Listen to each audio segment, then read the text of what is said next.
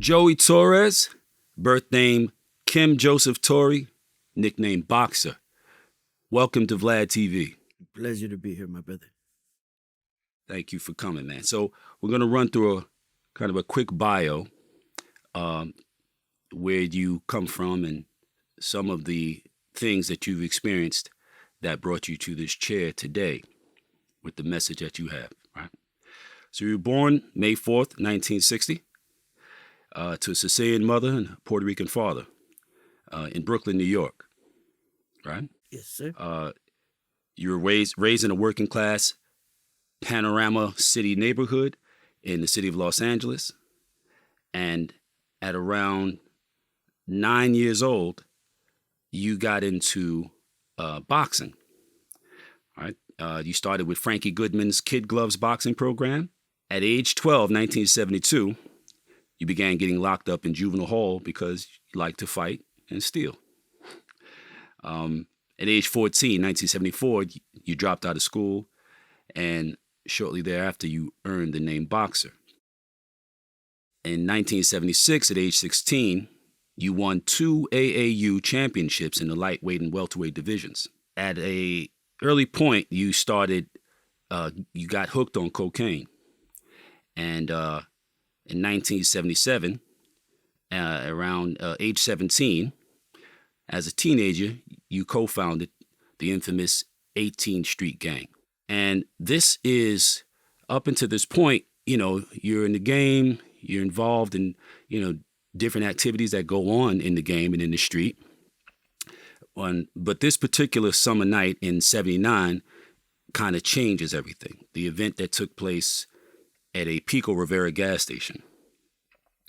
And what happened next depends on whose story you believe, right? So you had insisted that the attendant, Armando Jasso Cardenas, whom you have given a different name. Like in every instance that I've looked at, you don't call him that. You call him Rivera, right? Jose Luis Ramirez, right? Ramirez, right? Which is interesting. I've never seen that kind of a disparity before. So the story is, your side of the story is, your version of it is that you and Mr. Cardenas, as he is officially known as, deceased, he had been your manager, and he was supposed to be keeping some money for you from different fights or whatever. You went to see him, and he had squandered the money or whatever have you. Y'all got into a thing. He pulled out a pistol, according to your version of the story, and one shot, y'all struggled. One shot was let off. Bang. He got hit, and he ended up dying. And then when the police come, they find his body near an open safe and determine that a little over $300 had been taken out the safe. So at some point, there is, the investigation, and they go looking for whoever did this, and they come upon, in your neighborhood, they come upon a neighbor who claims that they had sold you a small caliber handgun, 25 caliber handgun. And somehow it was determined, I don't know whether they ever got that gun, but it was determined that you had used a small caliber handgun. And then you went on the run for a minute. You went down to New Orleans, and for whatever reason, you come back, and they catch you. They catch you, they lock you up, they charge you, and someone at some point convinces you to take this plead guilty. And then, they tell you plead guilty, you'll be out. You're like 17, going on 18. They tell you, if you plead guilty, and you'll be out in 2 to 3 years, going to send you to youth authority and not send you to an actual adult prison and charge you as an adult. So 2 to 3 years, you'll be out, and, why take a chance at going to jail for the rest of your life? So you take that deal, and you go to youth authority, and you're expecting that you will, do your time there, get out, go about your business. But then something happens, and I don't know if I could really say that it happened, but a narrative is created. And that narrative ends up, and I want you to speak on that when, we get to your point. Now, that narrative ends up being something that changes your status, and you're brought back into court.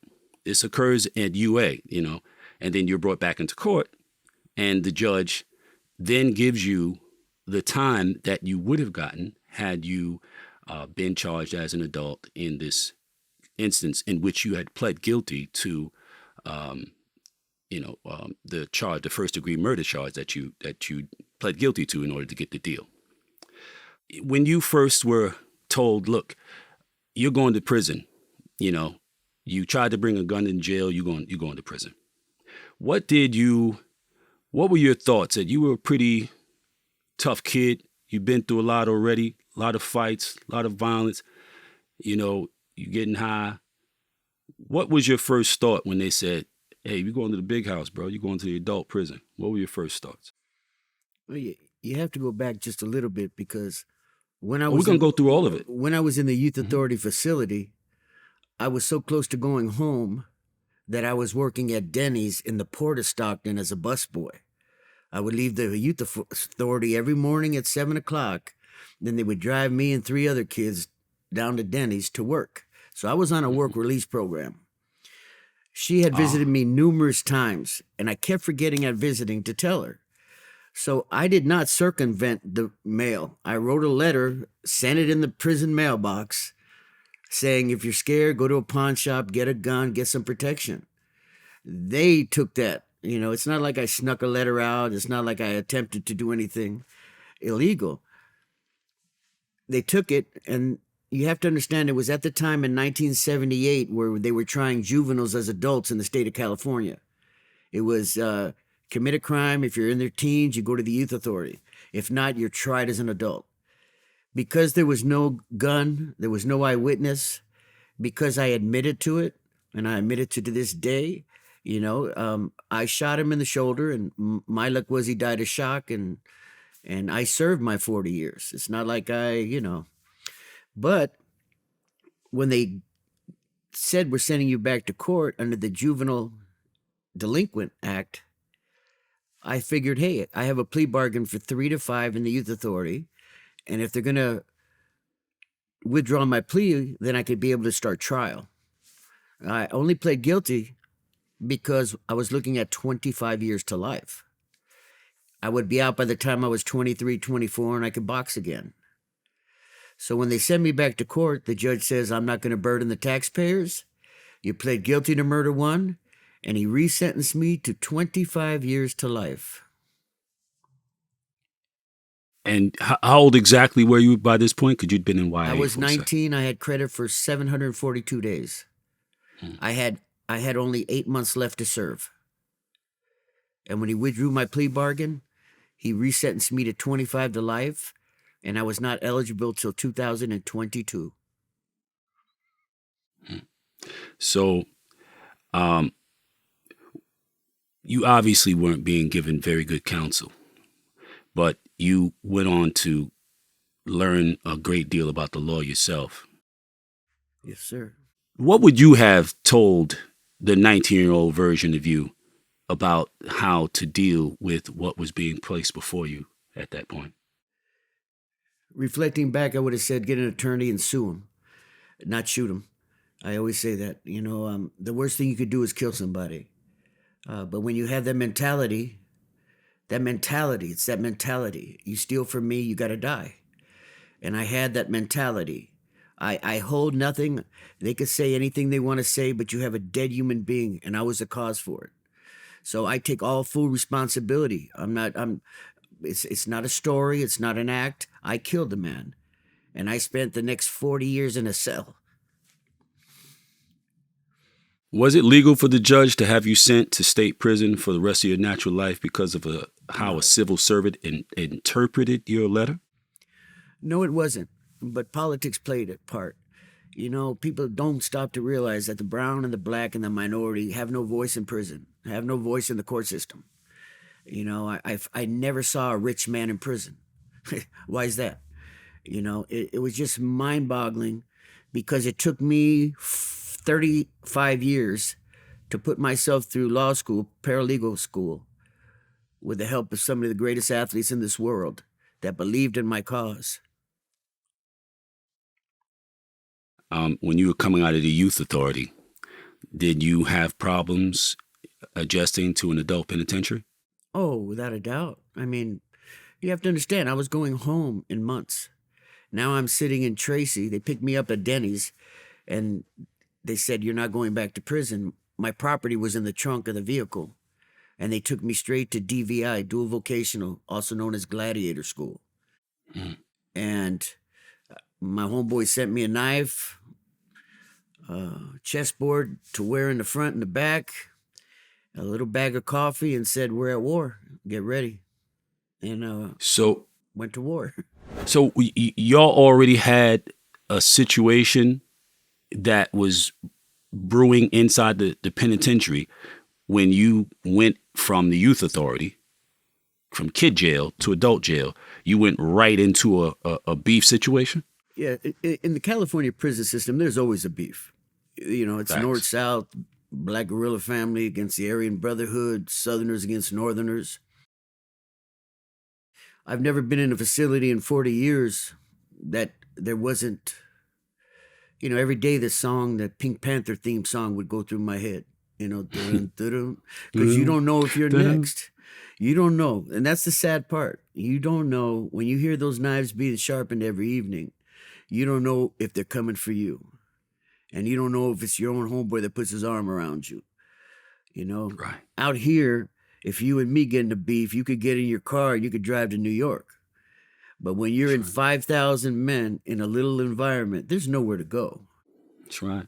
So, yeah, it was a hell of a disparity for me because I wanted to get back in the ring. At the time, I was 19 years old.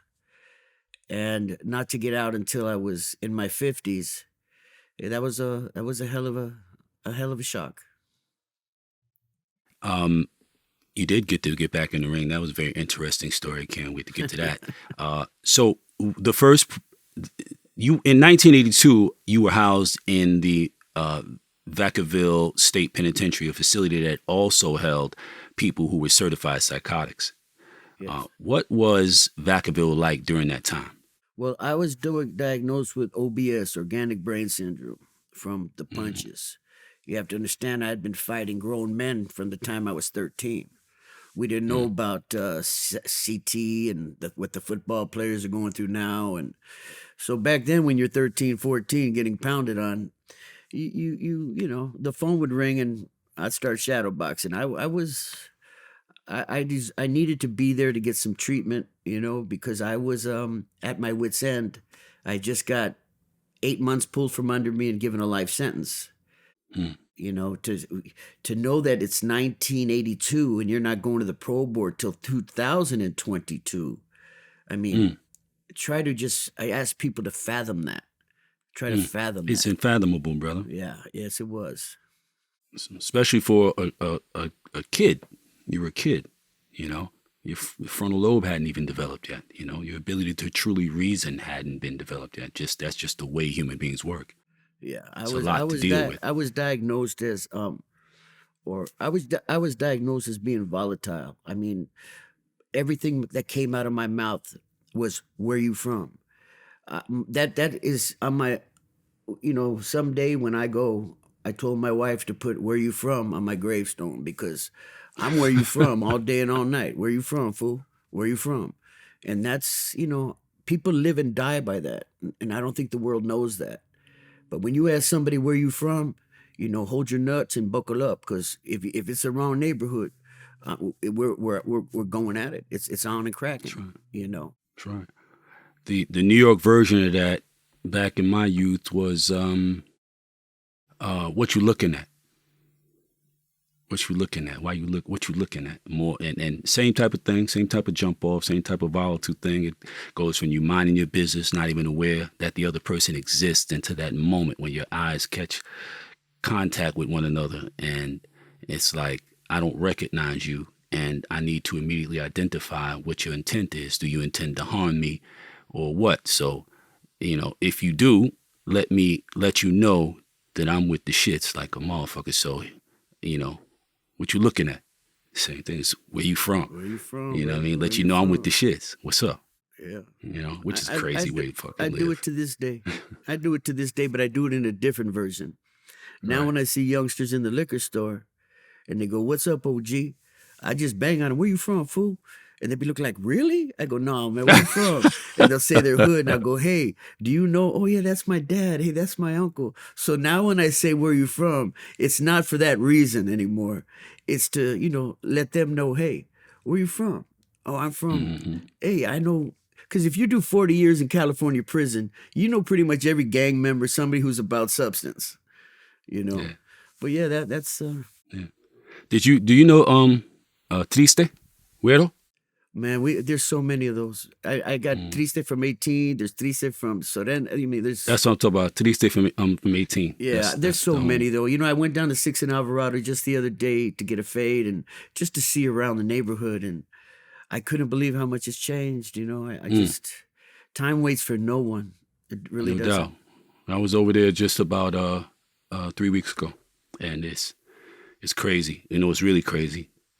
The homelessness is really I crazy. never saw that. It's insane. And I was telling my wife last night, I'm so blessed to have a roof over my head, to be able to have peace of mind and have a soul, to just be able to sleep at night. My main thing, brother, is that I wake up in the morning, I make my wife's lunch, I drop her off at work, I come home, I work on my book, I work out, I feed my dog, I grow, so I'm working in my trees. That's my life now. And I'm so much enjoying it. Whatever years that God blesses me with, I hope that I could just be a messenger, keep just telling that you don't have to go to prison. You don't have to do it. And I'm That's a hoping that fact. that's why I agreed to do this. That's a fact. You definitely don't. Absolutely don't. That's something that people have bought into. I think that, kind of started as far as popular culture goes with Scarface. Scarface is one of the most glorious losers that has ever been propagated to the people. Something that tells somebody that you can come from nothing, have nothing. A lot of people can relate to that in the circumstances that we come from. And then you can blow up and become this infamous, revered character and be rich and powerful. And even if you continue to behave in the same reckless manner that you did prior to reaching this level of prominence, it doesn't matter because you'll have made your mark. And, those few years that you get to live the high life will be worth all the pain, misery, and suffering that you'll endure and cause. You know what I mean? And then, rap and all that stuff kind of perpetuates the idea. I've been there. I had it. I had it. When you don't have to ask how much something costs, you're there. When you could fly around the world, I used to go to the airport just with a bag and a passport. And they say, "Where you want to go?" I just pick something sunny. And I'd jump on a plane and I'd go and I'd buy clothes along the way. I've Yeah. been there. And then I sat in that cell for 40 years and never saw the moon. Never. I never saw the Yeah, that's moon. weird. I was locked up at 3 o'clock. I came out an hour a day. For 40 years, ponder that. I asked people to really, people, they say, "Oh, yeah," but no, stop for a minute. Put your Right. ass in the bathroom and 1 hour a day, you come out in a little cubicle to walk, use the phone, or take a shower. Your choice, but you got 1 hour. Do that for 40 years. Yeah. Do that for 4 days, let alone 40 years. So Right. that's why the downside to the Chapos and the downside to the Scarface is you don't realize it till you're sitting in that cell eating the top ramen, wondering if that guy's coming to take your neck in the morning. So that's what the message I'm trying to put out there. I'm not trying to glorify who I am. I did my 40. I could give a fuck what you think. But I Right. want to be somebody that can say, "Damn, I don't want to be that guy." How could he do it? How could he achieve it? And it's just by learning and education. To me, my brother, education is the key. Once you It educate is. yourself and you break that chain, man, life is beautiful, man. I love waking up every day. I'm like, I don't even want to sleep. I slept for 40 years. I go to Yes, bed. sir. I go to bed at 8, wake up at 3, and I'm up the rest of the day. But yeah, I man, dig that. it's a pleasure. So let's take them back. Let's take them back into that environment, to the depths of that environment, the details of that environment, because the devil's in the details, and they really need to be made aware that the devil does exist in the outcome of their choices. When I say they, I'm talking about the young people who are following in the footsteps of people who walk the walk as you have, right? So this stood out to me. Would you mind describing? And I know this is sensitive for you, and I'm sensitive to that, but I believe that this is really something that helps to drive home just the depth of madness that a person subjects themselves to when they make the kinds of choices that could lead them to prison. Would you mind describing your involvement in an incident with female corrections officer Adela Maria Esposa?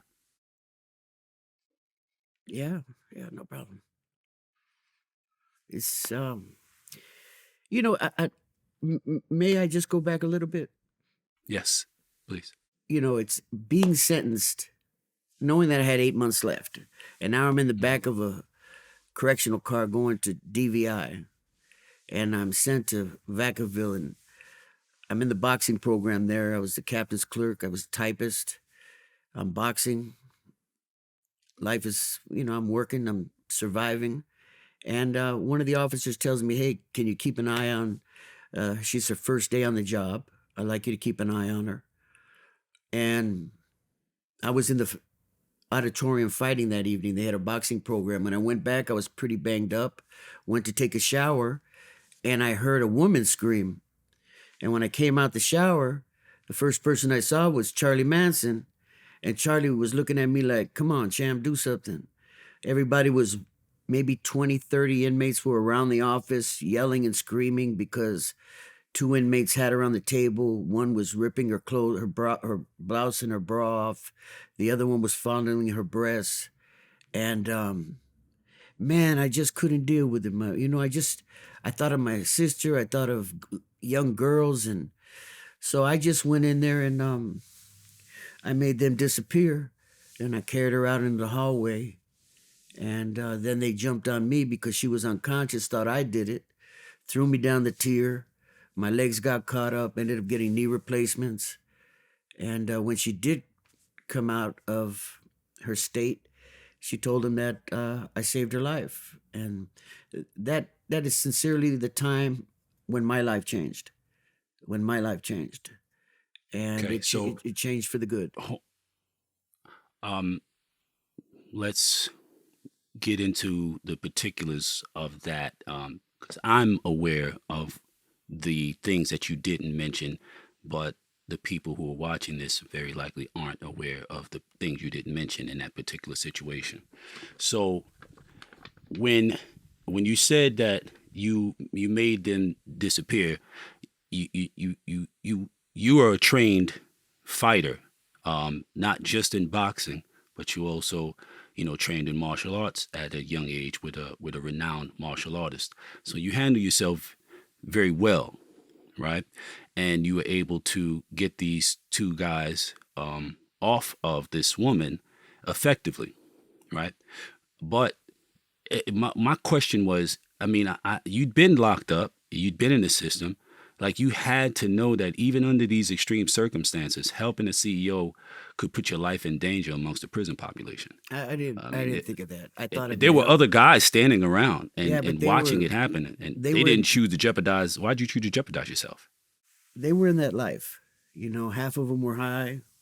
It was S unit. It was the psych unit. So I didn't use martial arts. I didn't use boxing. I picked up an old metal mop wringer. I caved one guy's head in, and the other one I beat with the phone until they were both laying in a puddle. And then I old grabbed school phones. Yeah, the old school 20 phones. pound. Like, I don't want them to think that you hit them with a cell phone. No, them old school phones that we grew up with. Them things was the things you had to stick your finger in, and they go. And if you mess up, you got to hang up and do it all over again. Them things weighed like 15 pounds. And I beat them both with that because they were so medicated on Thorazine and Stelazine. Oh boy! That they didn't even. I punched them and they smiled at me. So I had to do it a little bit different. And yeah, I understand the repercussions of it, but I never. you know, do you think about a fire when you're running into a fire? You know, do you think about Assuming you're a person who would run into a fire. yeah, you see a 100-pound girl on the table getting beaten and raped. I mean, come on, man. What man isn't going to say enough? I mean, Right. come on, man. If I have to That's right. pay for that, retributions for that, well, so be it.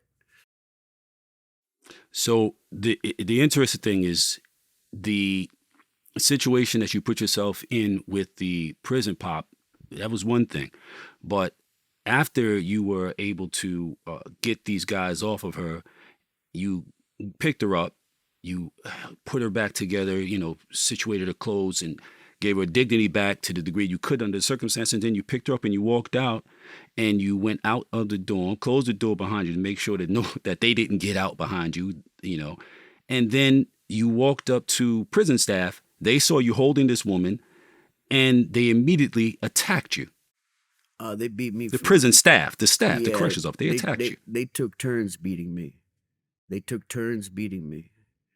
I didn't even feel it anymore. It was all a blur. And the same ones that beat me hours later were telling me how sorry they were. But yeah, they beat me till she woke up. And then when she told them the story, the whole scenario changed. But it was a while after that, like from what I have picked up.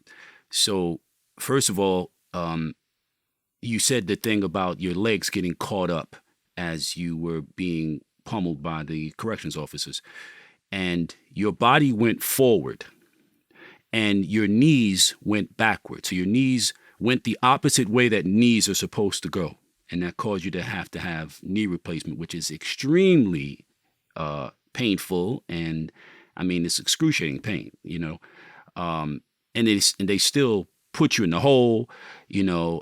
Nobody reported that you had participated in this, and that's why you were in the hole. Nobody reported that, like Miss Esposa's higher ups, they never said anything, including the person whom she had told that this particular inmate that was involved in the incident, in her attack, TM, he was referred to. She had told him that, she had told her boss, look, this guy's acting very strangely. He's making me feel very uncomfortable. And apparently the guy spoke to the guy, TM, and he didn't feel like TM was a threat. So he just went on ahead and said, nah, it's cool. He's good. And that is exactly the guy who ended up attacking her. Now, he was aware of the situation prior to it becoming a situation, but he didn't say anything after the fact, about, you putting your life on the line, and they threw you in the hole, had you in the hole. The young lady, of course, is traumatized, right?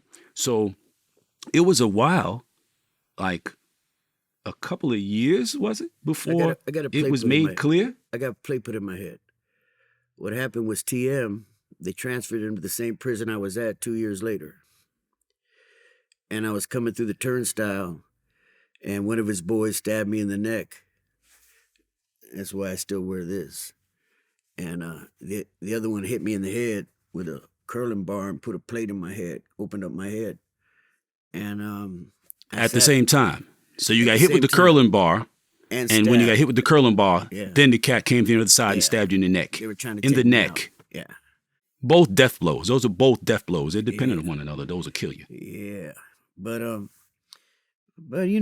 then I sat in the hole after I got the plate put in my head, and they did an investigation. They said it was because of gangs and drugs and gambling. And I told them about saving the life. And what people don't realize is back in those days, there was no computers. Everything was hand notes. There was no internet. So in the summation, they said, Miss Esparza said, I thought Miss Mazzone did it. Miss Mazzone said, I thought the warden did it. And when you say did it, you mean told the truth about what happened. Made an official report about what you had done. As soon as it happened was an accident report. And they should have put that this inmate saved the life of, and that would have been in my file, and they would have never sent that inmate to where I was at.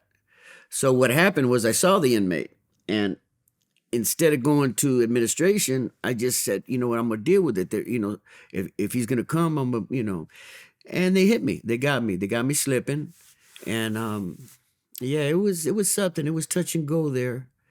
But then they did the investigation, and I received Christmas cards from her for the next 20 years because she That's felt awesome. so bad, Mrs. Sparza. Um, yeah, it was, and I don't regret it. I don't regret helping her. I don't regret it today. I would do it all over again. Then I filed a lawsuit against the Department of Corrections for uh, for a few dollars, and they said if you drop the lawsuit, we'll send you to any state you want to go to, minimum security, and you'll never have to worry about prison again. And is that how you got to Nevada? I picked Nevada. I picked G Nevada because they had a boxing program. Because Walter Luster, the warden, was also an official for the State Athletic Commission in Nevada. And that's when I started bringing celebrities into the prison. And yeah, I chose G Nevada. Um, and it was just, you know, I try to tell people, and it's odd, but it's what I feel. It's not what I don't care about what anyone else feels. I live this life. Exactly. You can't. It would have haunted me today to know that they raped her or killed her, and I didn't do anything. I didn't do anything. I mean, that's somebody's daughter. That's somebody's child. That's somebody's wife. If you want to fuck with me, you're a man. We could go all night. That's you man thing. But I Yeah. believe, and I'll keep it till I die. I believe that no woman and no child should ever be hurt for any circumstance. Old school rules. You know, when I see these dudes on TV, these youngsters just flailing on girls, I'm like, damn, dude, really? It just breaks Yeah. my heart. It breaks my heart. Yeah. Or that can be directly attributed to the fact that there was so many people from, your and my generation. I mean, there's only a few years between us, and a lot of the men who subscribe to the ethics that you're speaking about were removed. Either got strung out, they got knocked off, or they went to prison. A lot went to prison, right? The prison industrial system complex, it grew exponentially during this period, during the mid 80s going forward, and so a lot of those kids just did not have an example of a man, an actual Well, man. my You brother, know what I I mean? saw it in the 70s while I was in prison, the late 70s, early 80s. I would see kids coming in 18, 19 with life without sentences and didn't even realize it. They were a single parent, raised from a woman, had no morals, no scruples, nobody brought them up proper. I sometimes say I'm the last of the Mohicans because when my generation goes, there ain't gonna be too much left. But That's a I, fact. I still believe that changed my life. Saving her life saved my life because I was able to get out of that prison California mentality.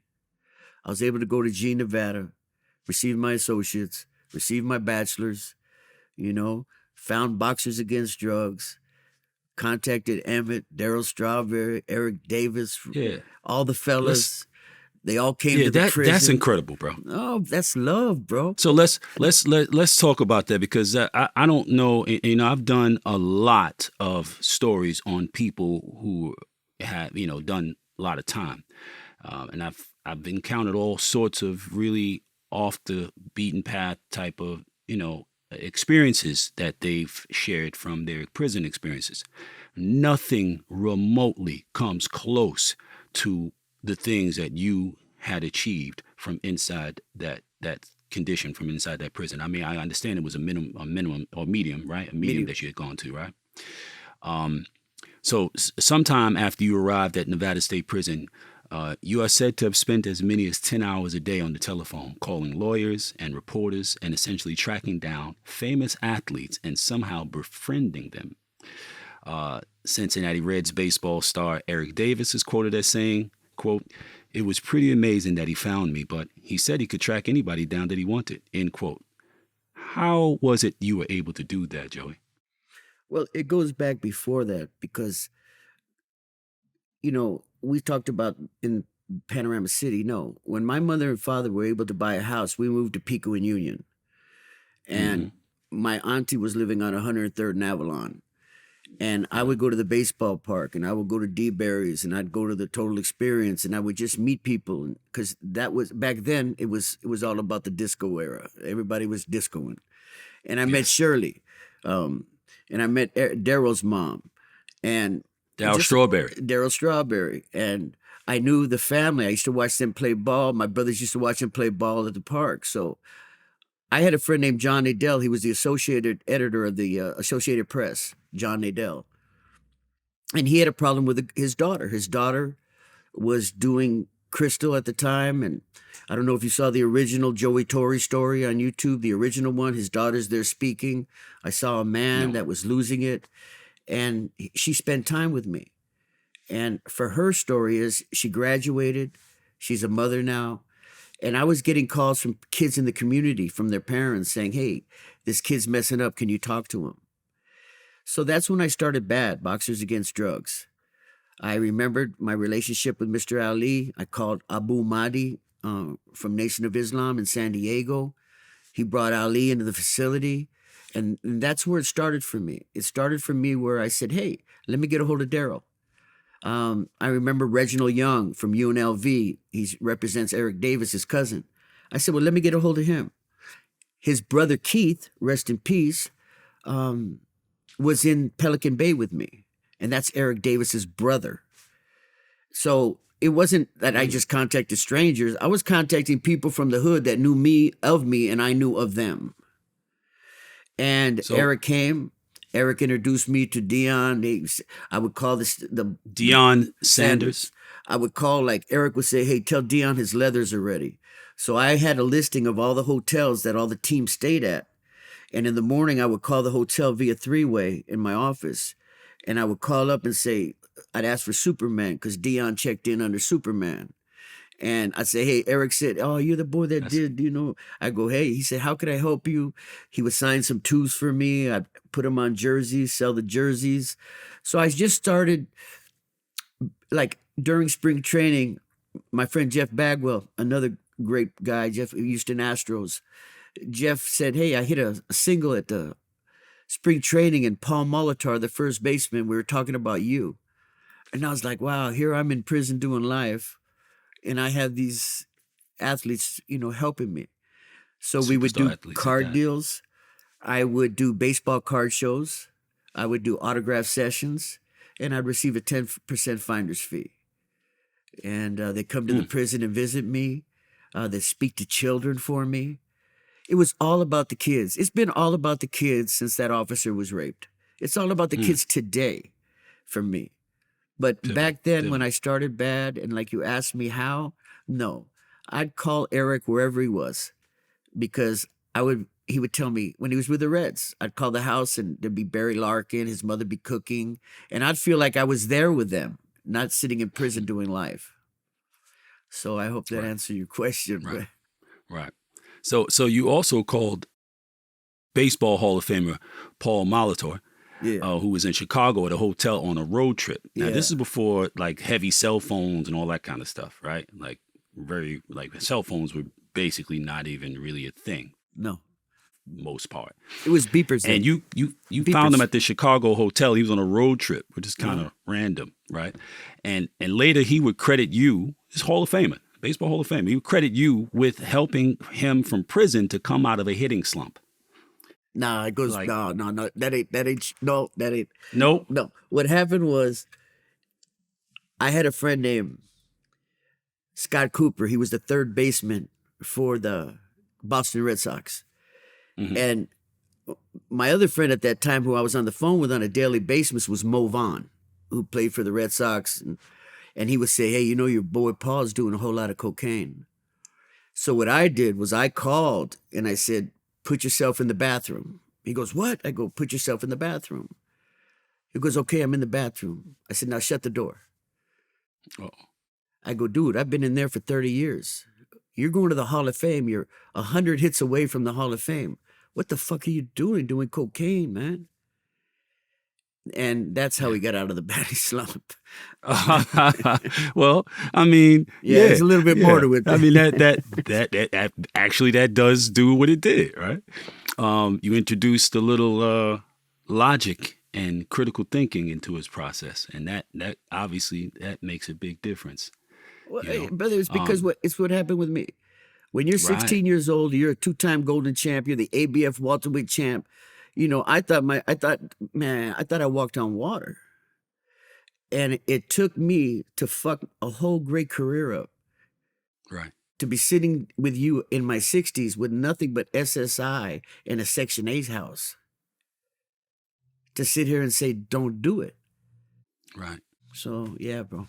Yeah, I can dig it.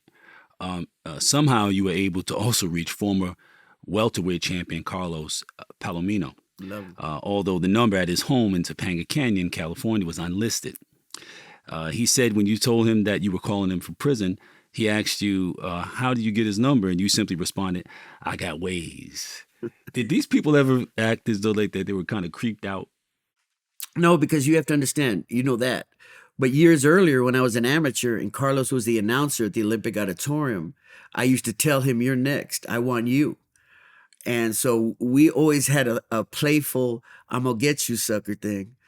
And what I did was I had, I'll reveal it 40 years later. I had a friend that was the director of the Associated Press. And he had every phone number for every athlete. I knew there had to be a plug. So that's how I would do it. I knew it. You were doing too much. I knew there had to be a plug. That's how I did it. Okay, so now you are at the joint in Nevada, and you're connecting with all of these big stars, these star athletes, and you begin to bring them inside of the prison, doing different events. You had Emmett Smith and prominent people at the time, and when they were at the heights of their popularity and so forth, and you're bringing them into the prison. What kind of impact is this having on your status in the prison itself?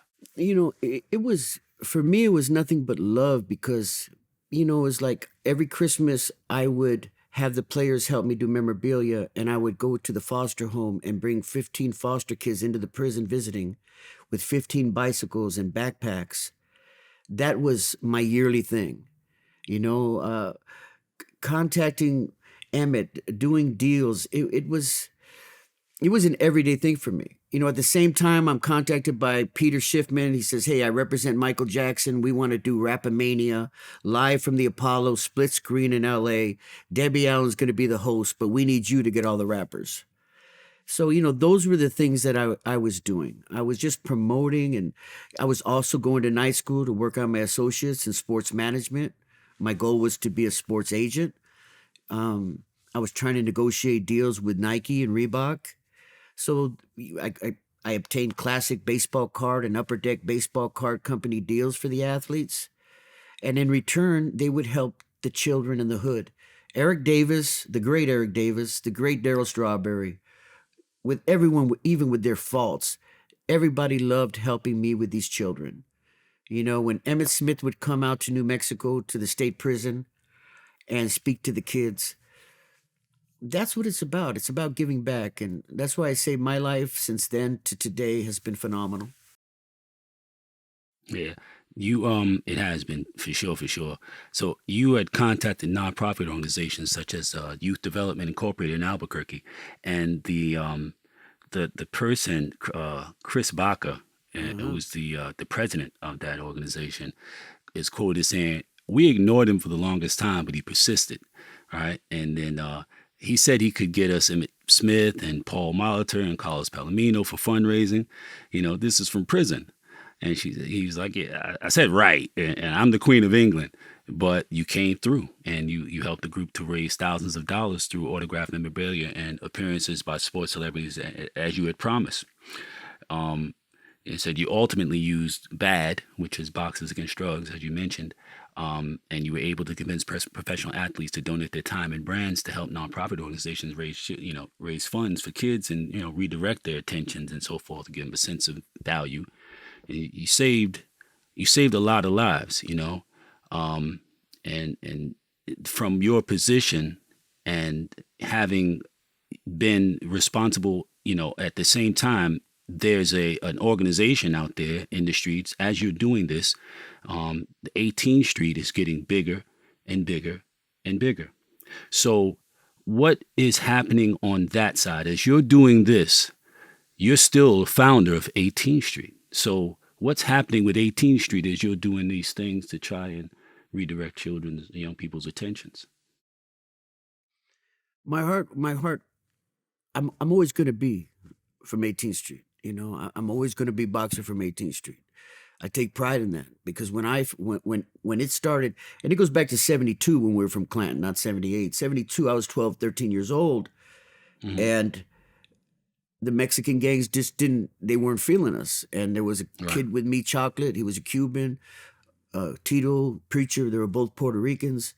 And that's when we on 5th and 6th and Broadway at the arcade, we just started our own 18th Street Tiny Winos, and we brought in Chinese and Japanese and blacks, and we rode, and I feel that we made it what it is today. We made it, but it isn't what I thought it should have been today.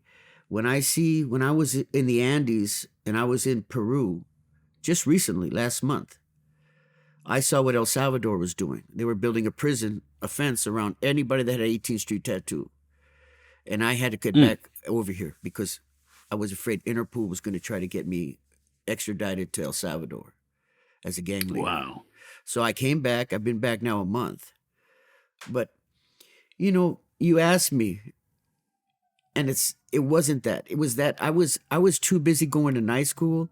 I was too busy trying to bring in fighters to the prison to fight. I was too busy taking care of Daryl's mom, you know, getting the players. I need my car delivered to Florida to spring training. And I'd have two homeboys drive the car from LA to Florida, and then they'd give them a plane ticket to fly back. So I was doing a lot of things. You know, Eric told me I need breakaway baskets at my house. So I would call Reebok, you know, and get breakaway baskets at his house. So I was a concierge to the athletes. And in return, we were making a difference in touching children's life. And that's what it's about. Because my wife told me not to tell you, but I'm going to tell you. You know, just last week, they killed a kid right here on 7th and Parental, shot him in the head while sitting in a car. I heard about that. And they can't raise $3,000 to bury this kid. But yet you got Rick Ross and all these other fools talking about their mansions and their billions, Mr. Correctional Officer, you know? And you're telling me somebody somebody anonymously can't say, here, mama, here's $5,000, bury that 17-year-old child. That's what pisses me off. You know, that, and my wife says, don't say it, but I had to say it. No, it needs to be said. It needs to be said so often that people have it in their mind, just like they have the lyrics of every, rapper talking about the lovely life that they're living. You know what I mean? Which is not that anybody who works hard for what they have doesn't deserve to live a lovely life, but at the same time, there are things that are being impacted by the content of their artistry, and that's a fact. You know what I'm saying? You can't glamorize, casually in between your high-end brand references, casually say, yeah, and then I split his dome with the AK, hit him with the Draco and blah, blah, blah, blah, and I jumped into my Benz with my Louis on, whatever. But they heard the Draco part. They can relate to that. That they can do. They might not be able to pop champagne or, jump in a Benz at any moment that they feel like it, but they could find somewhere, somehow to get themselves a Draco if that makes them feel a little more connected to the reality that they're pushing. And it's sad, brother, because I had a really good friend. When Chris Baca, when I was working with the Youth Development Incorporated, I had a good friend.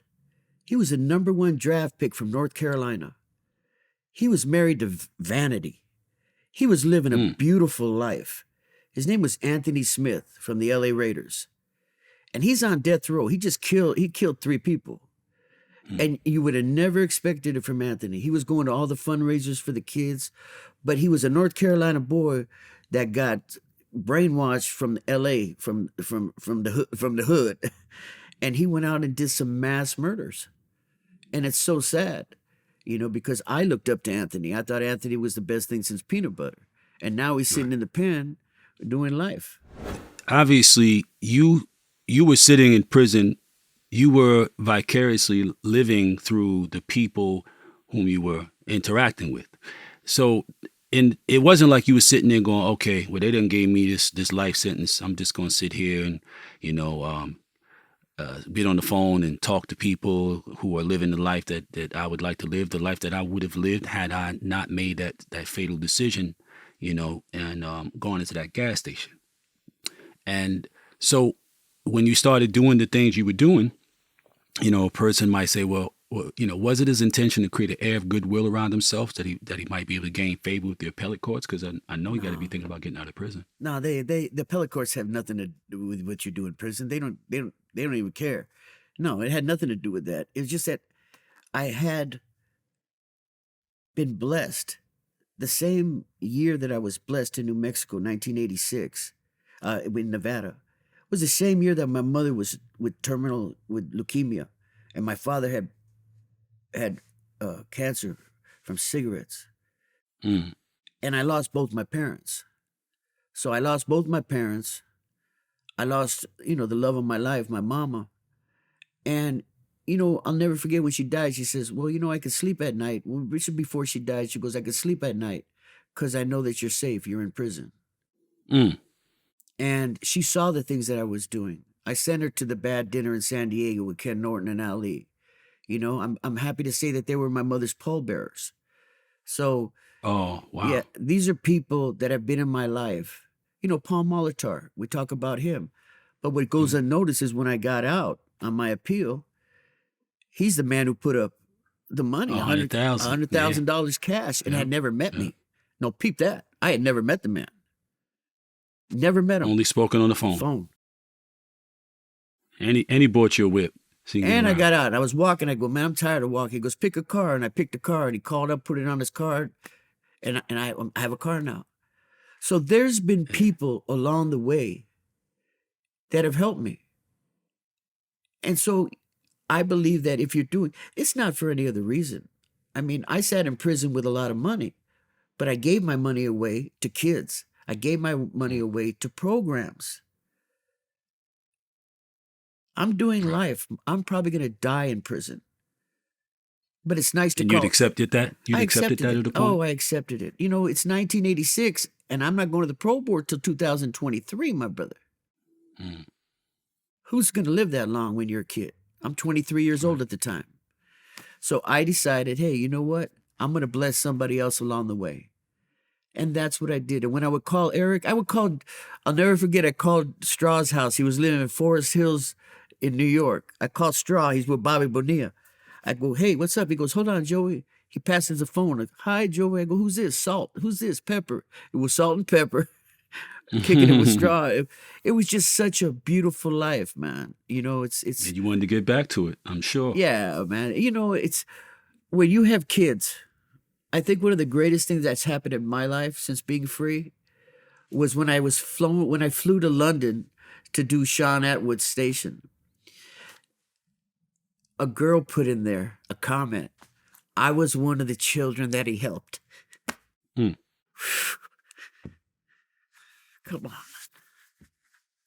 Cut that shit out, Joey. Okay. We gangsters, bro. We can't be doing that. So by the mid-1990s, you were in your mid-30s, and you had been transferred to a penitentiary in New Mexico. You were still doing your charity work, but you were also focusing on regaining your freedom. Although several years earlier, your argument to appeal your conviction had been rejected by the Ninth Circuit Court of Appeals. Yes. The basis of your argument appears to have been that at the time of your initial conviction, you were not informed that you could be sent to prison to serve your entire sentence.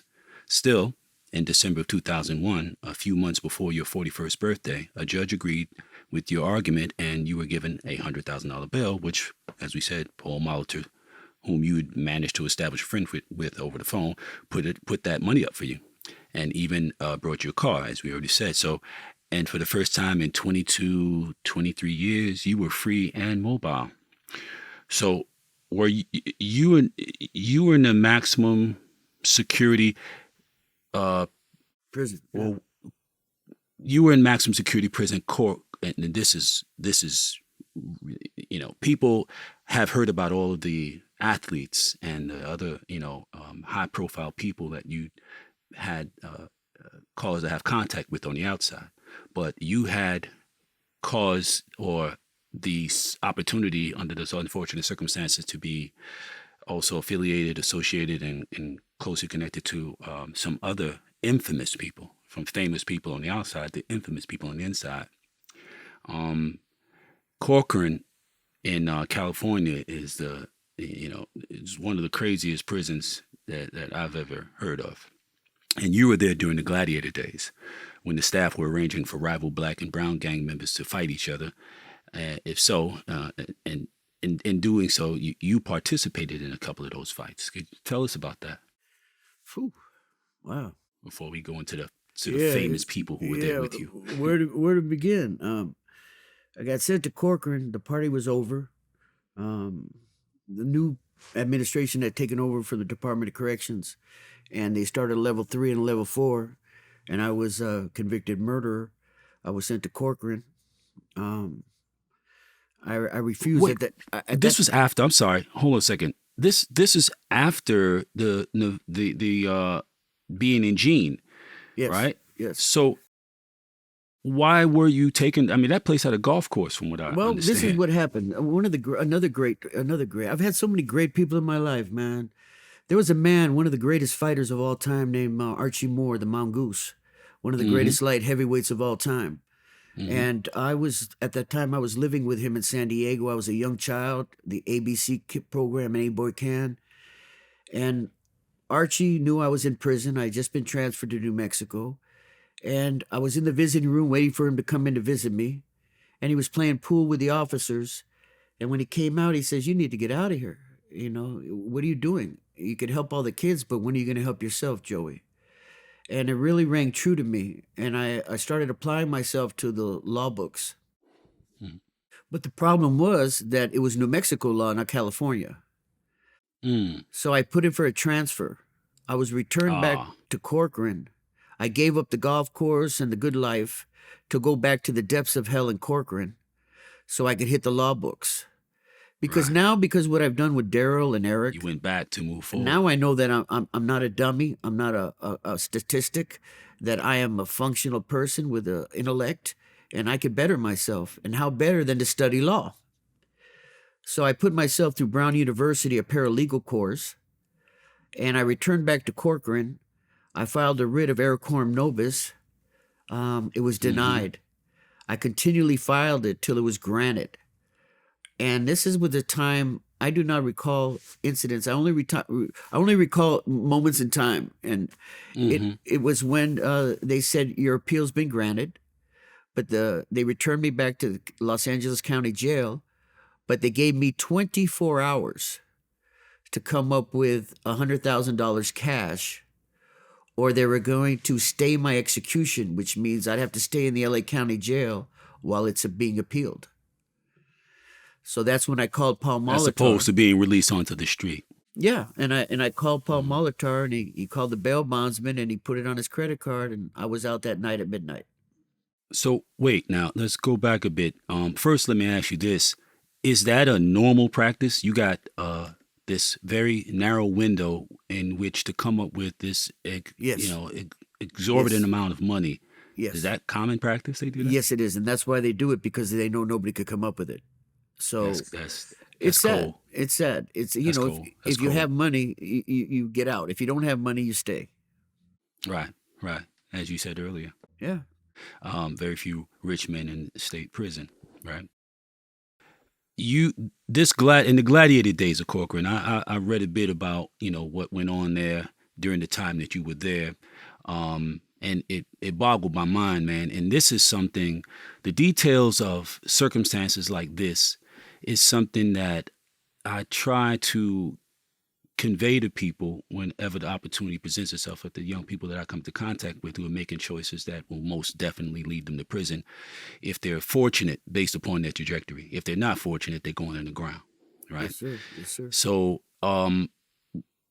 talk about these Gladiator days. Talk about these these fights that were being organized by the staff at the prison and the extremes that they were going through to keep this thing going and to protect it? Well, you have to grasp the scenario first. The scenario is it's not an open prison. Every inmate is on lockdown. You're on 23-hour-a-day lockdown. You have the guard tower upstairs. You have the guards up there. And they started, for some unknown reason, taking out one black over here, one Mexican over there, putting them out on the yard together, and whoever won got extra food, showers, and it became like everyday fights. And they were betting on these things. They were betting. The staff used to come up there, the ladies from administration. You know, so I told my friend that I remember one time seeing an ambulance come across the yard, about 2 miles an hour across the yard, with a nurse and a doctor. What was it on a rush to? Where was it rushing to? Well, when they got halfway there, that's when the gun went off. And I was like, wow, they knew they were going to smoke this guy before they even smoked him. So I fought a couple times, you know. I fought, I was the boxer, you know, I was, hey, you're a fighter, you'll get extra food, you'll get extra. I fought because I didn't want them to kill me. That's why I fought. And after a couple fights, working in the office, because I could type, you know, 80 words a minute, I got jobs in the admin because I'm a typist. Right. So that's when the lieutenant there told me, hey, you know, you don't need to be fighting. You need to keep your ass in here and work on your appeal and try to go out. That was Riggs? Yeah, that was Lieutenant Riggs, man. And I heeded his words, and yeah, I'm here with you. I owe a lot in my life to people along the way that said, no, you know, it's amazing because even my wife says I'm 63 years old, but I'm still that 20-year-old in my soul. I mean, I forget that I'm 63, you know, and I lost 40 years. So I'm thinking that I'm still that kid.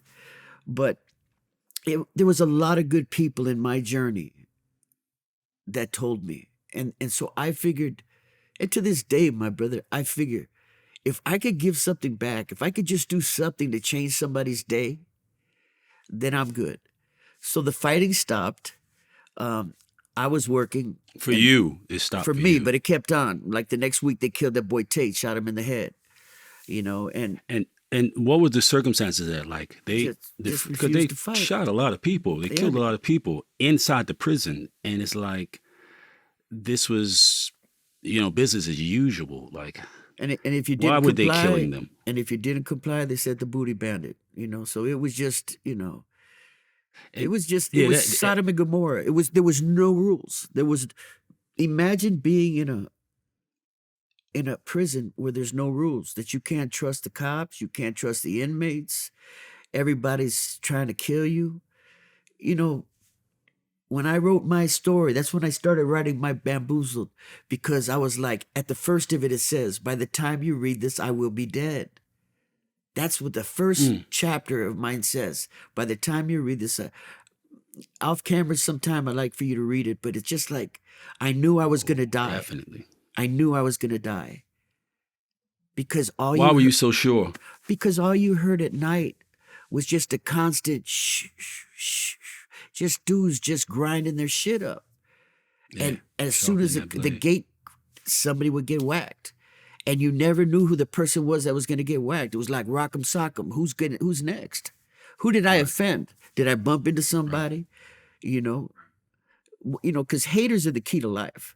You know, haters, they should have a university for haters, you know, because haters you have people hate for you just on the strength. Oh, yeah. I mean, they do. It's called YouTube comments. So, yeah.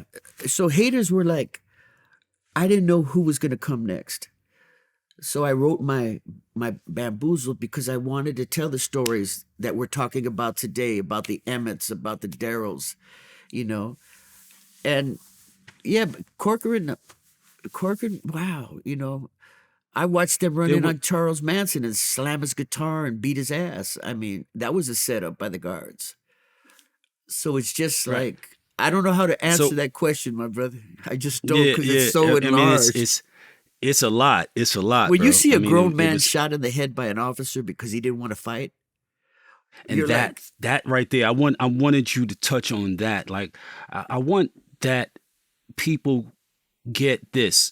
When you go into those facilities, once you get in there, the few people you may have in the world and may have a connection with, they may care what happens to you, but society pretty much relegates you to, your fate. And it's like you're in there, you did something wrong, you deserve whatever you're supposed to get. It's prison. What do you expect? You to you expect gotta it to have be dignity. nice, and it's not gonna be nice. They don't understand that people are starving literally to death in there. They don't understand that people are being terrorized, or people are being, left to suffer. And you imagine being as sick. I tell cats, imagine being as sick as you ever were, and having nobody to care at all. You just in your cell, and you got pneumonia, and you just feeling the worst you ever felt, and no one cares.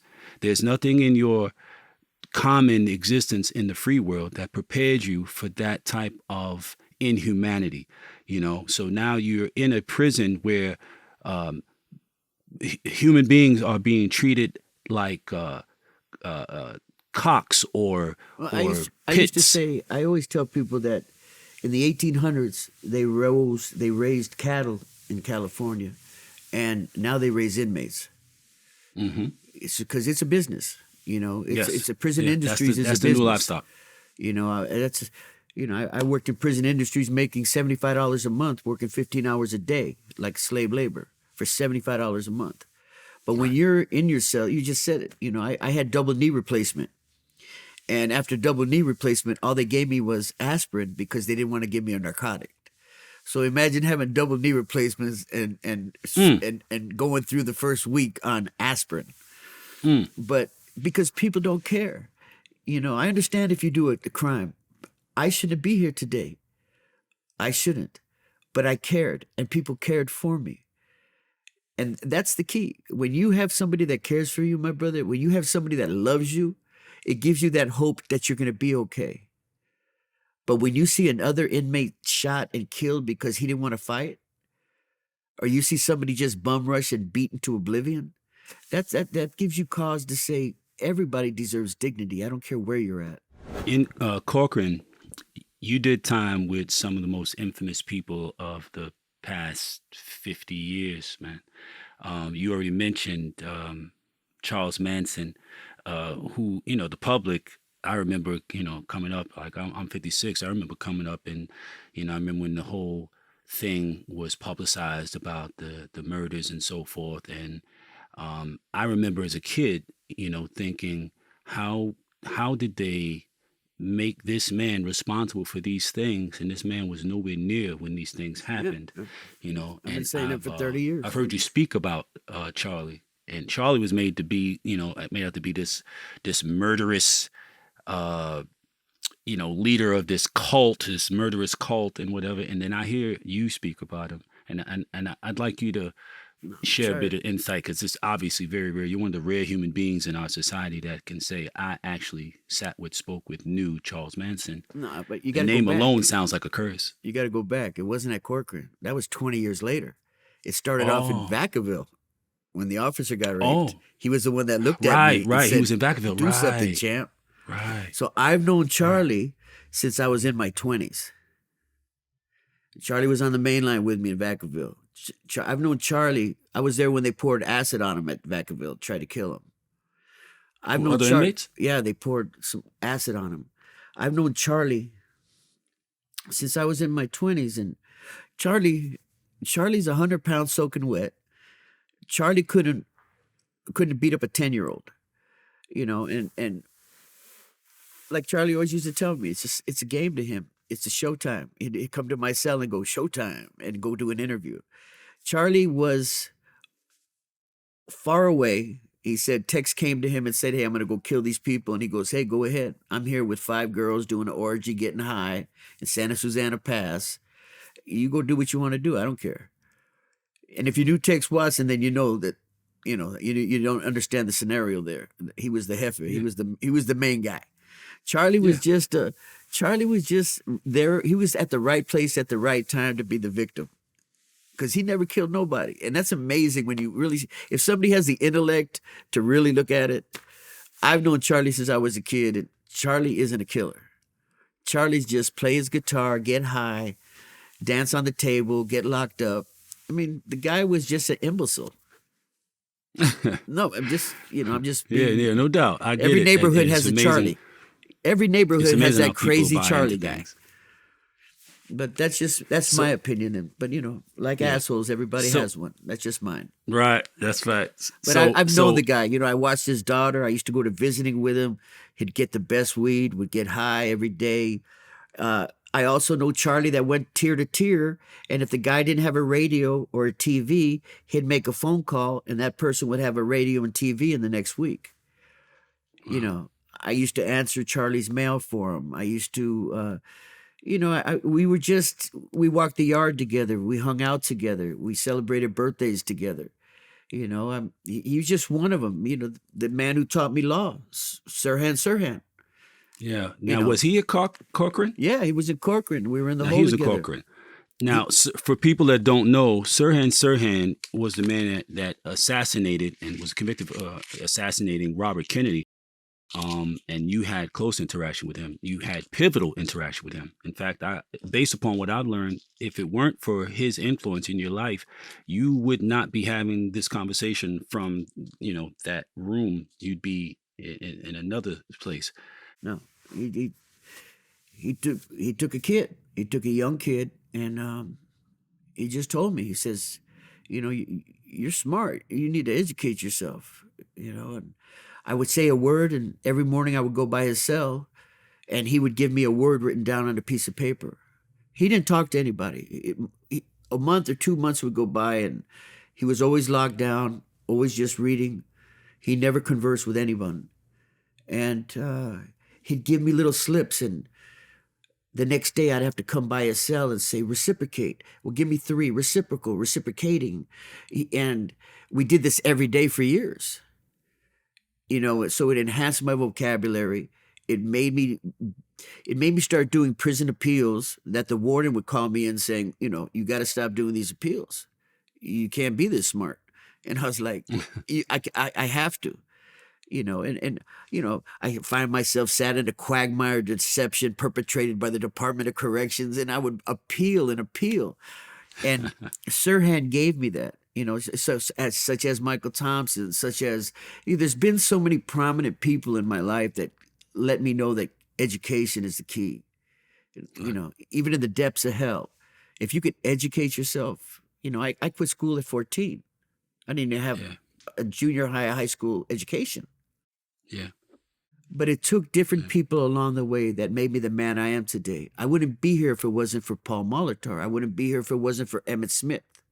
I wouldn't be here if it wasn't for Eric Davis, who lives right here in West Hills, in Calabasas, telling me, hey, Joey, come over to my house. I go over to his mansion. We're sitting there talking, and he goes, what are you doing? You're buying things. Why aren't you taking your money and investing it? Right. So, he gave me different outlooks that now I don't wear jewelry. Any money I get, I try to buy property. I try to, I'm trying to do things that would take care of my family down the way. Right. And Sirhan was one of those, he was one of them. Michael Thompson. Talk about Michael Thompson. Well, Michael's a killer. Michael's had a lot of people killed. What was he in prison for? A murder. A single murder? Yeah. But, I watched him in action. I mean, what he says he was. I watched him.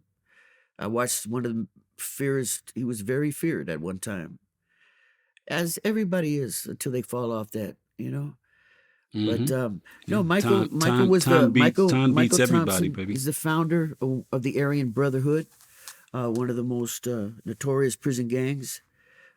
He's had many people go to their fate. He decided not to kill anymore. They wanted him to kill a woman and a child, and he didn't do it. And he turned over and went sideways. That's his personal. But as a person, when I obtained my first appeal, my first habeas corpus, I was diagnosed with Hep C, advanced. I was in Corcoran. I was yellow, jaundice.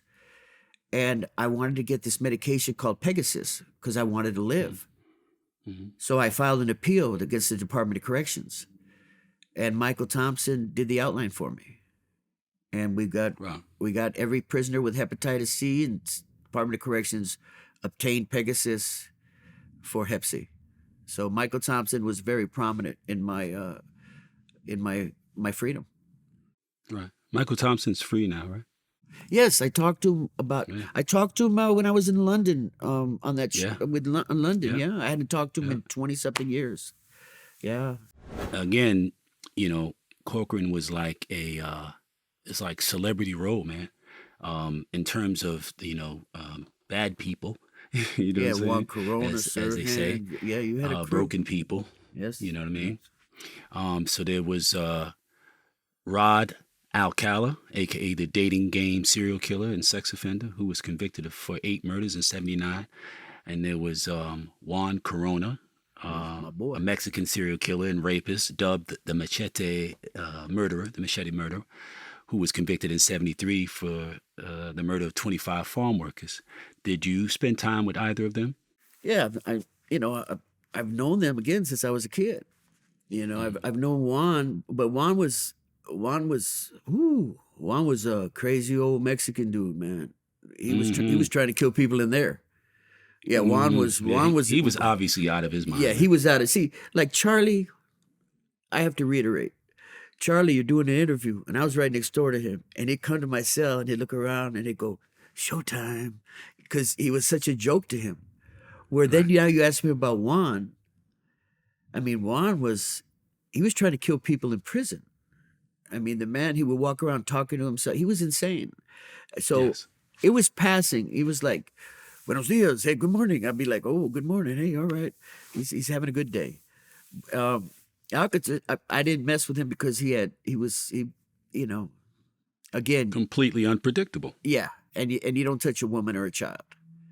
I always have to reiterate that because I'll fight everybody in this motherfucking room, but I won't put a hand on a woman or a child for no reason on God's earth. Facts. I mean, I've had a woman slap me, and I never hit her back. That's right. That's just the way I was raised. But those guys you're talking about, there's people you talk to. It's like, I knew other murderers in there that weren't so, the Max Factor guy who was, I know so many killers. But, a killer is different. So like I said, I was trying to articulate this to you. I hear so many people are killers. So many people are gangsters. So many people. I grew up in a culture where if you had a tattoo, you had to earn that motherfucking tattoo. You just didn't get tattoos. You know what I mean? Now everybody got tattoos. Everybody's a gangster. Everybody's a rapper. Wearing the uniform. You know what gangster is, bro? Gangster standing over your motherfucking bed at 3 o'clock in the morning, eating chicken wings out of your refrigerator, talking about, "What up, fool? Where you from?" Yes, sir. That's what's gangster. That's gangster. Gangster ain't robbing a liquor store. That ain't gangster. But that's that's just pointing your gun in the camera. Yeah. Yeah. Speaking of gangsters, actual gangsters, would you mind talking a bit about one more person from your days in Corcoran, Joe Pegleg Morgan, the founder of La M, more widely known as the Mexican Mafia? I can't speak on it. Well, there's something that I learned from your, interviews and so forth that blew my mind, and it was the fact that the guy who created the Mexican Mafia was not Mexican himself. Croatian. That blew my mind, bro. Yeah, he's from Croatia. Is that a trip? That's a super trip, bro. I know. I tell people that, they're like, no. How could he be the founder of the Mexican Mafia and he's from Croatia? Well, how could you be the president of 18th Street and you're Puerto Rican, fool? Right. You know what I mean? Right. Because how do those things, like the restrictiveness of it is what's crazy. It was so restrictive, and the restrictiveness was based upon, it's like, I don't even want to invoke the name, but Hitler had a criteria for what he felt was a master race. And he didn't meet the criteria at all. He was not blonde haired. He was not blue eyed. He was not, tall in stature and broad shouldered. It's like, how did someone from Croatia, who, he came up in that neighborhood and there, he did come up through ranks and so forth. How did he create a situation that was so tight knit and so restrictive about who could participate? And initially, it was you had to be Mexican. How does a Croatian establish that type of criteria? I want to stay healthy. I want to stay alive. Yeah, and I can't comment. It's a no. I mean, it's a retort. That's I know, rhetorical. but I just, it's common sense, bro. No, it's just, it's like they tell me, I'm raised in the hood too, just like he was raised in the hood. I'm Puerto Rican. He was Croatian. But at the end of the day, your homies don't see you as that. They just see you as your homie. That's right. I used to get heat all the time from the Mexicans. Man, fuck you, Boricua, fuck you, Bodie. And I'm like, damn, man, why are you hating on me so much? But his situation was different because it was a different era. We're talking in the 50s, the 60s.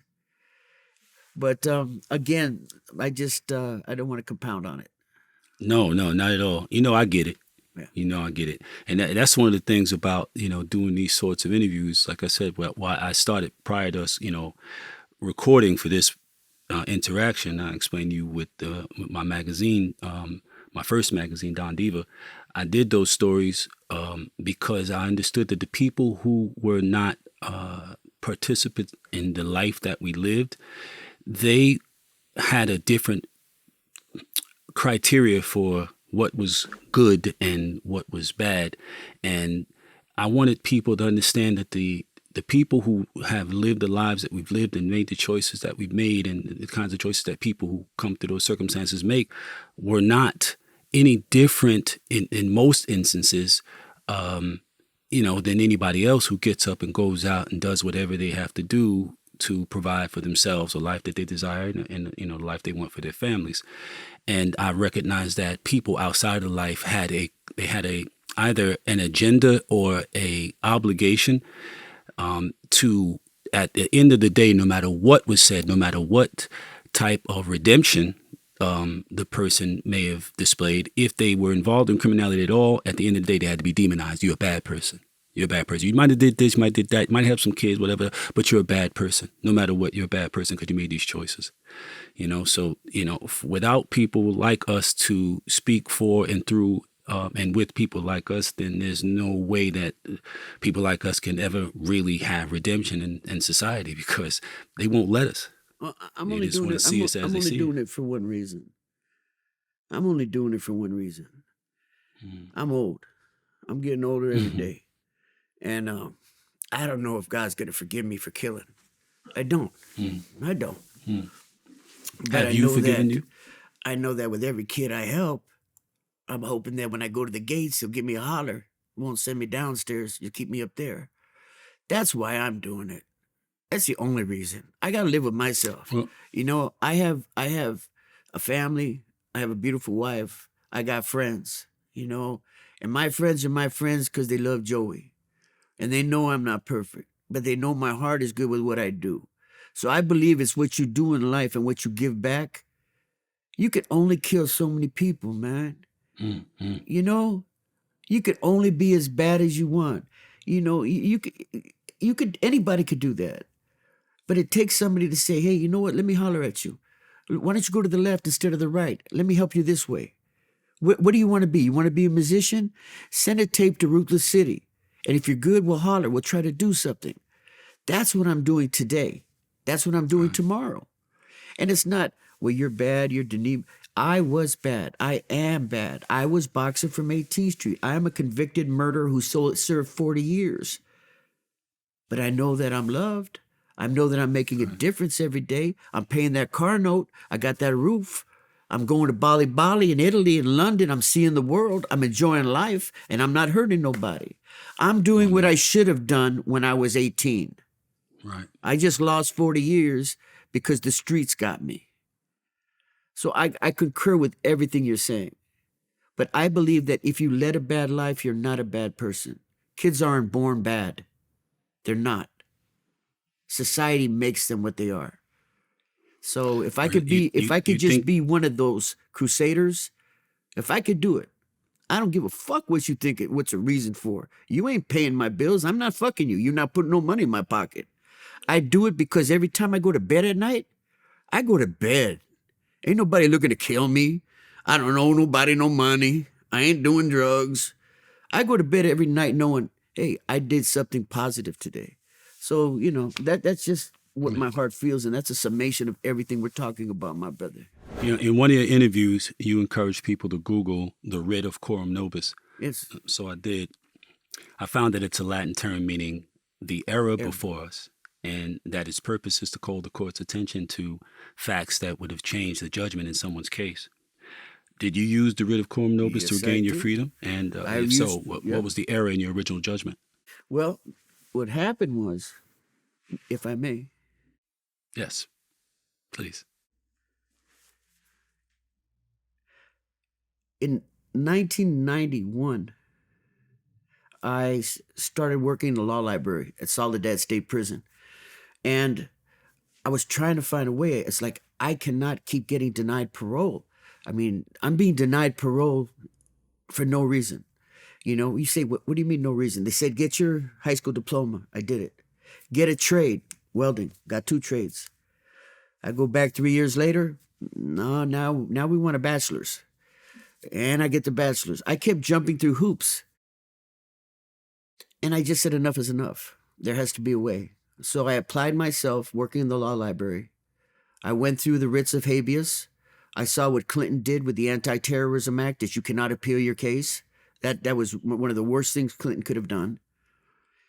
And I saw a writ of not nobis, a writ of coram vobis. When you file the writ of coram nobis, if it's denied, it turns into the writ of coram vobis, which goes straight to the federal courts. But I didn't want to go to the federal courts. I wanted the state courts to address it. Under the fact that I was a juvenile, I was a teen. The law wasn't applied till 2001, till 1982, to try juveniles as adults. Because I was a teen, they sentenced me to a life sentence under the Teen Act, and that was against the law.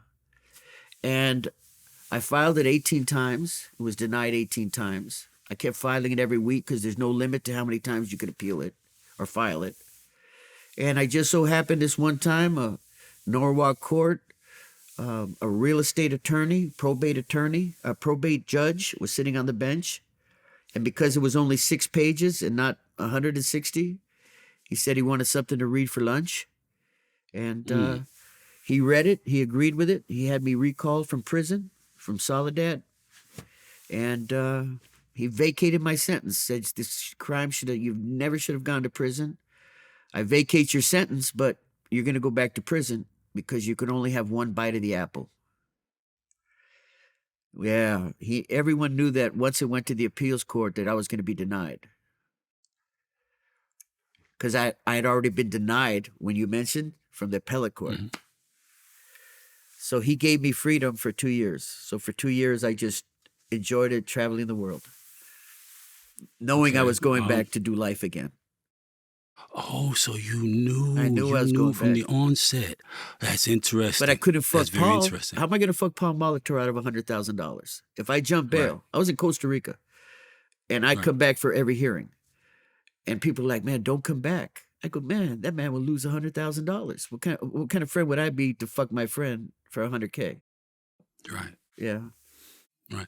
So, submitting arguments as much as you did to have your sentence reexamined requires not only a great deal of time and concentration and preparation, but a lot of money. What were your means then to pay for the process, bro? How are you paying? I was selling porno pictures. I was drawing for a magazine called Lowrider and Teen Angel, and girls would send me bags of mail and naked pictures, and I would make copies of the naked pictures and sell them for books of stamps to pay for my legal fees, my filing fees, and that's what I was doing, amongst other things that we don't got to go there. Right. All right, so now you're free, pending the outcome of your appeal, which for you was a foregone conclusion, and you decide to give boxing another shot. You're 41 years old, and a lawyer turned embattled boxing promoter, Bob Arum, who once worked at the Department of Justice under Robert Kennedy, arranges a fight for you.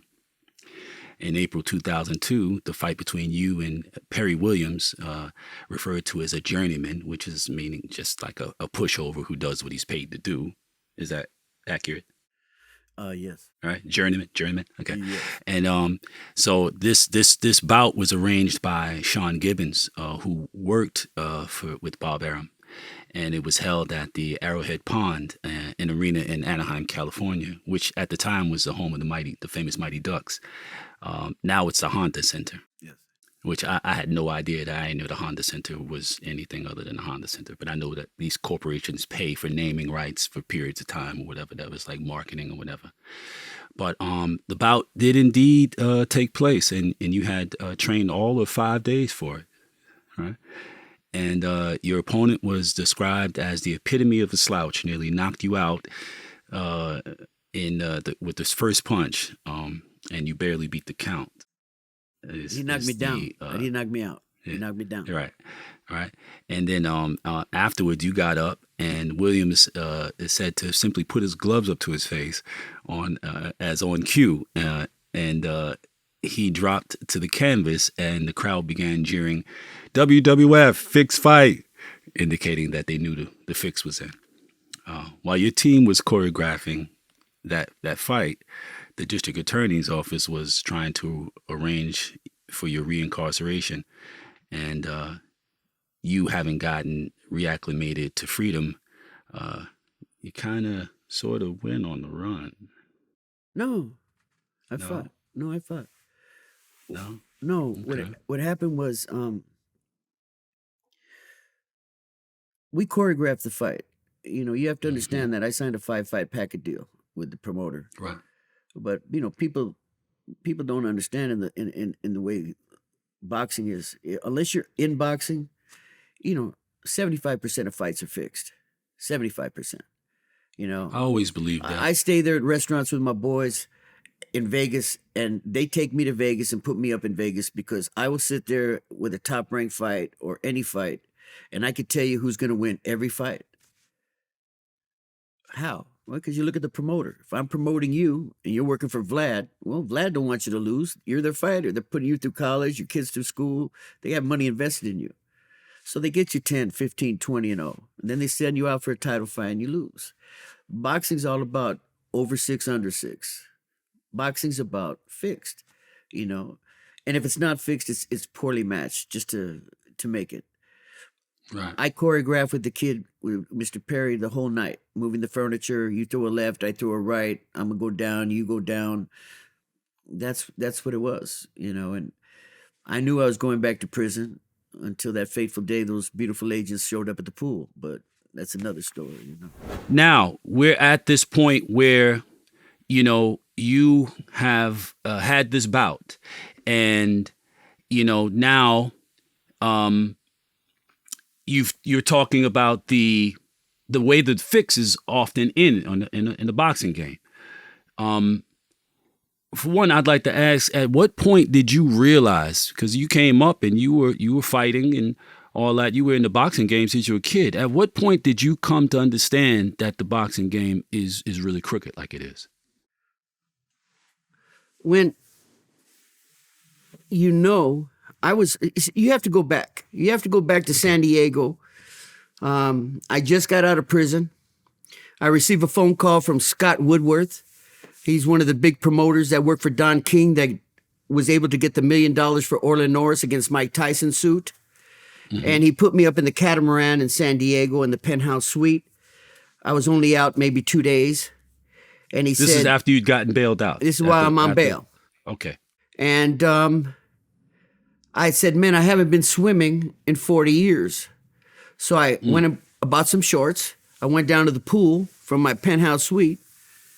And I'm like, damn, I'm 41 years old. I'm going to fight again. But, they said, we're going to give you 5 deals. It'll come out to $50,000 plus what we make. and you'll get a expenditure, and you'll get. I said, okay, cool. And they said, don't worry about it. Your fights are fixed. So I go to the pool, and I see these two gentlemen with Hawaiian shirts and shorts, and they're wearing black socks. You know, I knew they weren't there taking the sun. And they sat next to me, and they said, we know who you are, and we've been bugging Bob Arum and Top Rank's phone. We know that your fight is fixed. If you work with us to solve fixed fights, Senator John McCain will name the boxing bill after you. I said, well, you know, I'm good. They said, you know, you're going back to prison. You know, your appeal's on hold. If you work with us, we'll guarantee that you won't go back to prison. And we'll give you $20,000 a month, plus clothing and plus housing. And I was like, well, what are we talking here? What do I have to do? You have to show that your fight's fixed. I go, but if you have it on the audio, you know that my fight's fixed. I took their card, waited a few days. I told Scott Woodward about it. I called Bones Adams, the champ. At the time was the featherweight champion of the world, Clarence Bones Adams. I said, hey, dude, they're coming after fixed fights. He said, fuck them, take them for a ride. They introduced me to a guy named Big Frankie. Big Frankie was a NYPD. He had just busted the Gambino crime family. He was about 6 feet tall, about 450 pounds. And I met him in Vegas. He says, I'm getting close to retirement. Fuck the FBI. If we get caught, it's on you. They're not going to go to bat for you. And when it's over, they're going to send you back to prison. So you make the decision. Oh, he told you that? Straight out. Okay. So for the next 2 years, I bamboozled the FBI for close to $1 million in cash. Ooh. And never gave them nothing. Nobody ever to this day has been arrested or gone to jail. I used to bang on the fighters' doors going, FBI, let me in. And me and Frankie would walk in. All the boxers knew that what was going on. It wasn't a secret. Word.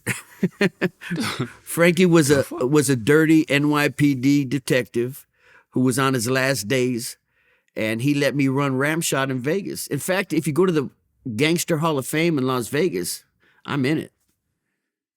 I saw myself in the Gangster Hall of Fame about 3 months ago, and I was like, oh shit, that's me. That's crazy. Yeah, and so what it was Operation Matchbox? That was, no, not Matchbox. See, that's what people need to know. There's only one reel in boxing, and that's Dazin in Europe, Eddie Hearn. That fool is so straight, he don't know how to be crooked. Where Top Rank, brother, they hired me.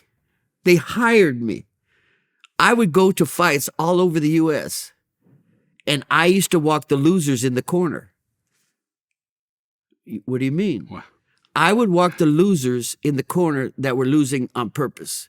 And I was so drunk and high and bored that I would bet the Cowboys in the audience, what round do you want them to get knocked out in?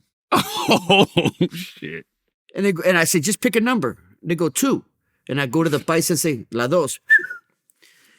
And the paisa would get in there. In the second round, he'd look for a soft place to lay down. And I'd get my beer, and he'd win his money. And I'd do this for the whole fight. I did it in every city. Does that answer your question, my brother? Yeah. That's crazy. I'm sure a lot of people's minds are going to be blown. You know, I got friends who were like, yo, come to Vegas, man. We're going to the fight, man. We're going to fight. Come to Vegas. And, you know, this is something that has been going on for years and years and years, you know, for like all my life. Like cats like, yo, come to the fight. I didn't go back in the days because I was made to understand that the feds would be there taking pictures and seeing who's shaking whose hand. My mother made me understand that as a kid. So I didn't go for that reason then, right? And then as I got older, then I was like, I'm not gonna go watch that foolishness. I'm cool. I'm not spending $5,000 to sit up front and so Yeah, but see, somebody those can look at fights, me. those fights aren't the ones. No, it's not those ones, bro.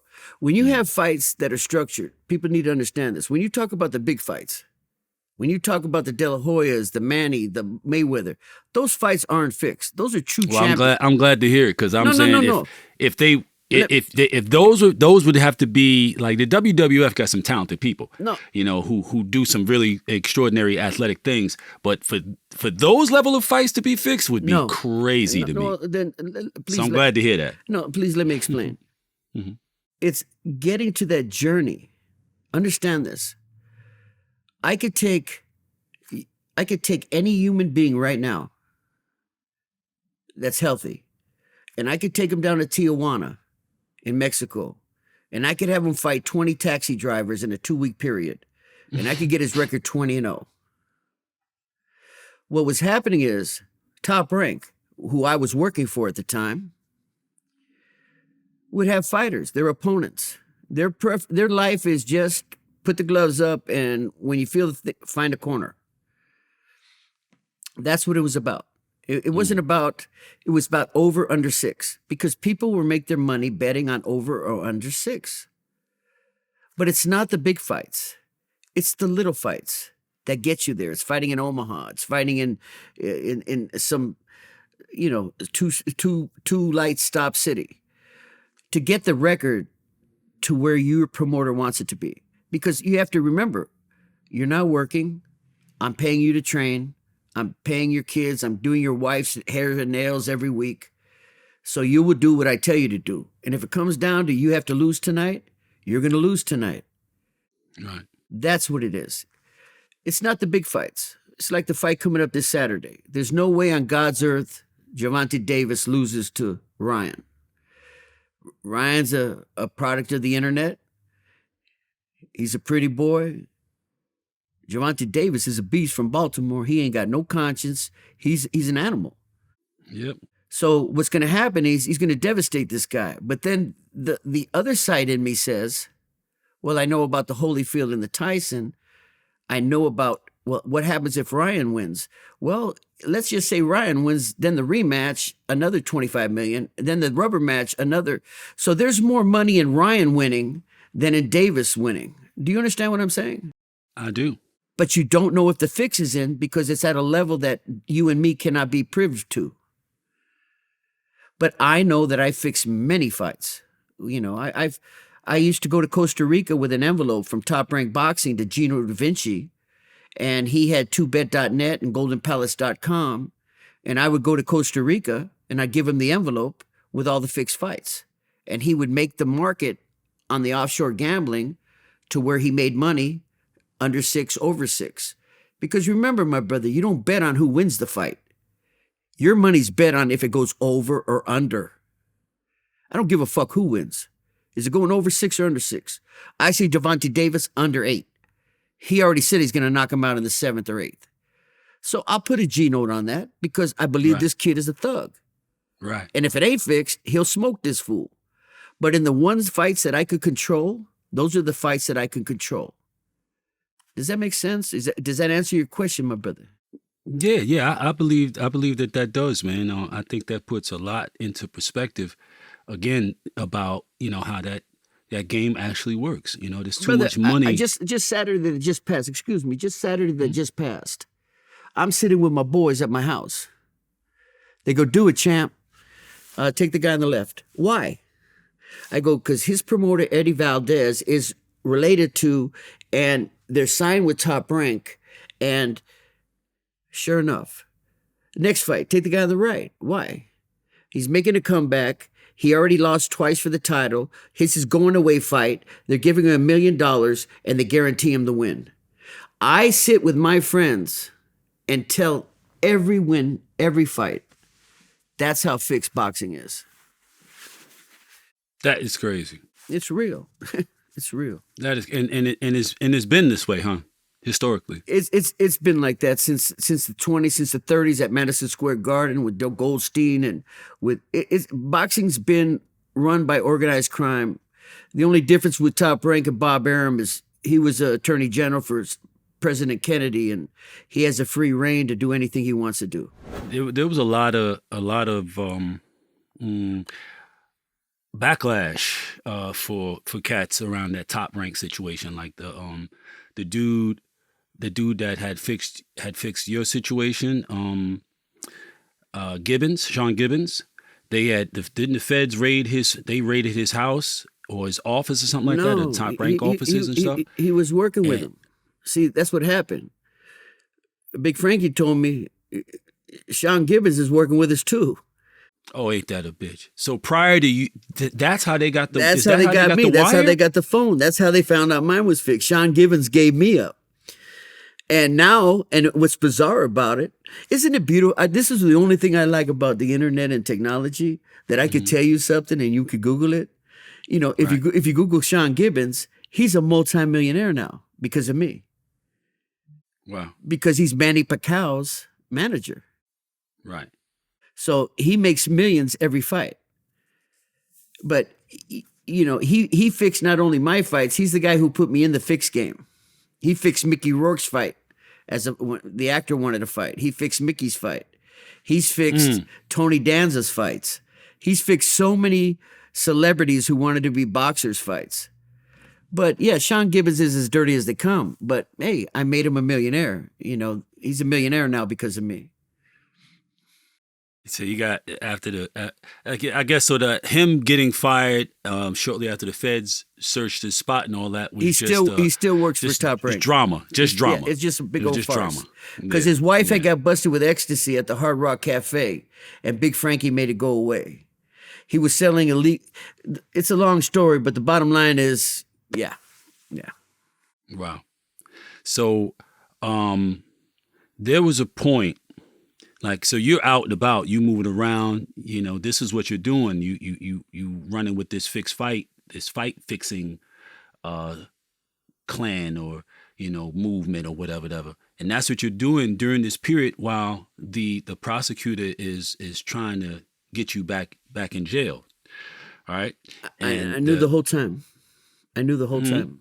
You knew the whole time. That's how come I was using the FBI for that money, so I could travel the world and do what I did, because I knew that they had no intention of helping me. So at the point at which you knew that you were running out of time, there's a person that backer that says he remembers having a conversation with you, and you tell him that, you know, you're out somewhere, I guess outside of Vegas somewhere. And you say to him, he quotes you as saying, "I came out here to kill myself. You know, if I'm going back to jail, I'd rather be dead." Did that happen? Well, I don't remember having that conversation. With that, he's quoted. He's on records in I guess the news or whatever, having said that he remembers having this conversation with you and you saying that. It doesn't sound to me like you were in such a condition where you didn't know you were going and you weren't taking advantage of the time that you knew you had left. You know what I mean? I knew I was going back. Sounds to me like you was living it up while you could. Yeah, on their dollar. I mean? Right.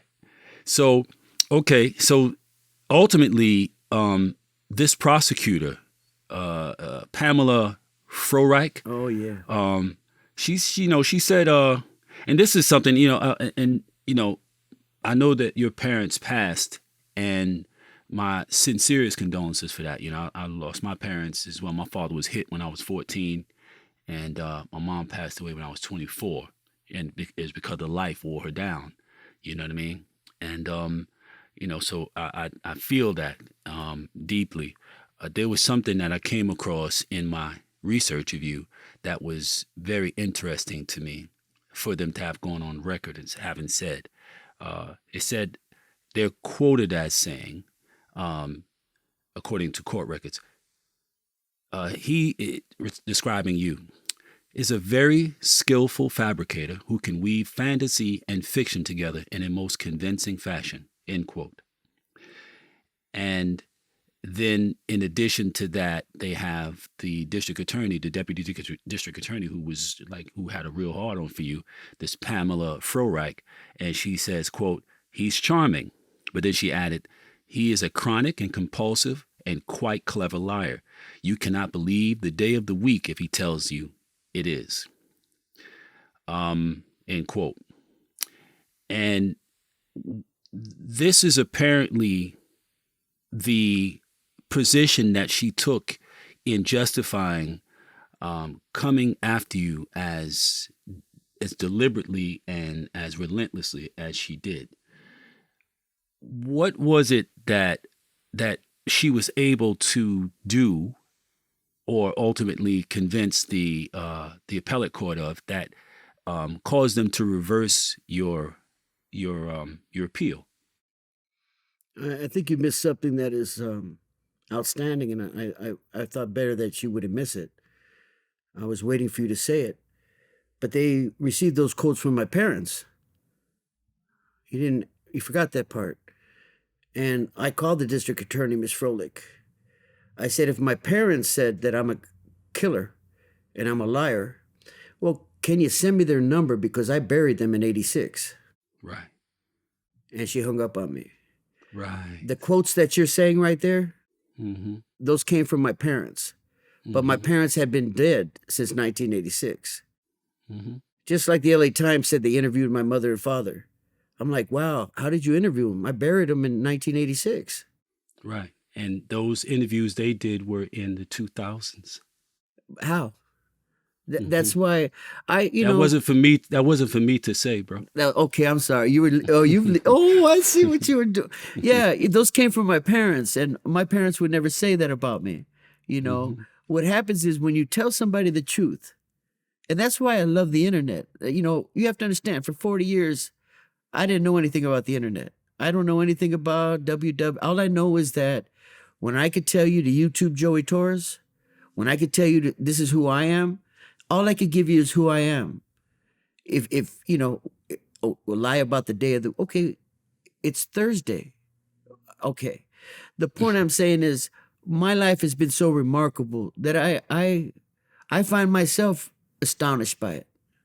I really do. I get it. I'm the best. I've always been the best. I've always dealt people the way that I want to be treated. That's the key to life. My mother taught me that as a child. Treat people the way you want to be treated. And I've lived by that motto. But you killed and you're a thug. And, well, you know what? That's who I was. This is who I am. That's what society expected from a child. When you send a kid in his teens to do 40 years in a prison cell, it's a blessing that he's even here today. That's right. So I don't care what the trolls on the internet say. I don't care what anybody says. I'm doing this today with you because I want to make a difference. Yes, my life. That was my life. And she had a heart out for me.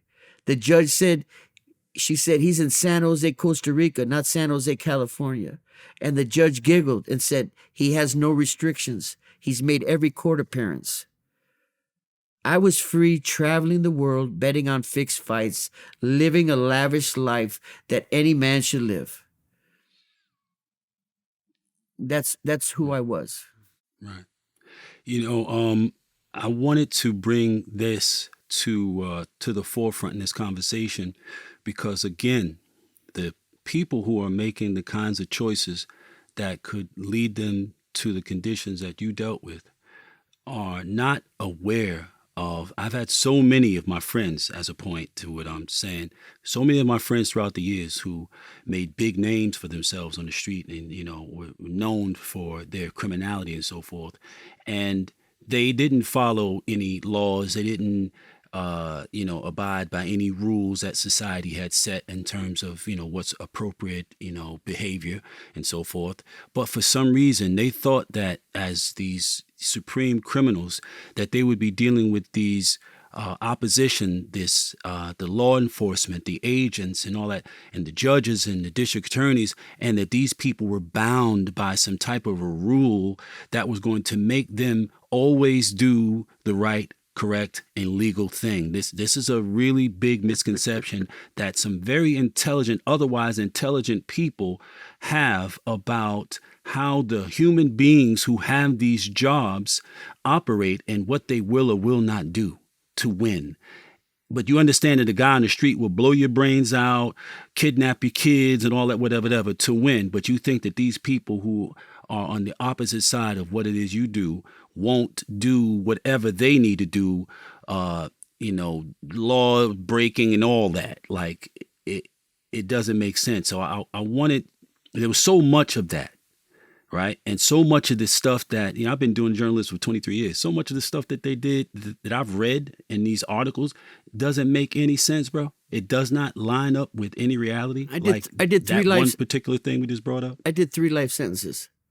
Think of that. I did Right. 3 life sentences. Right. What do you mean? I did 3 life sentences.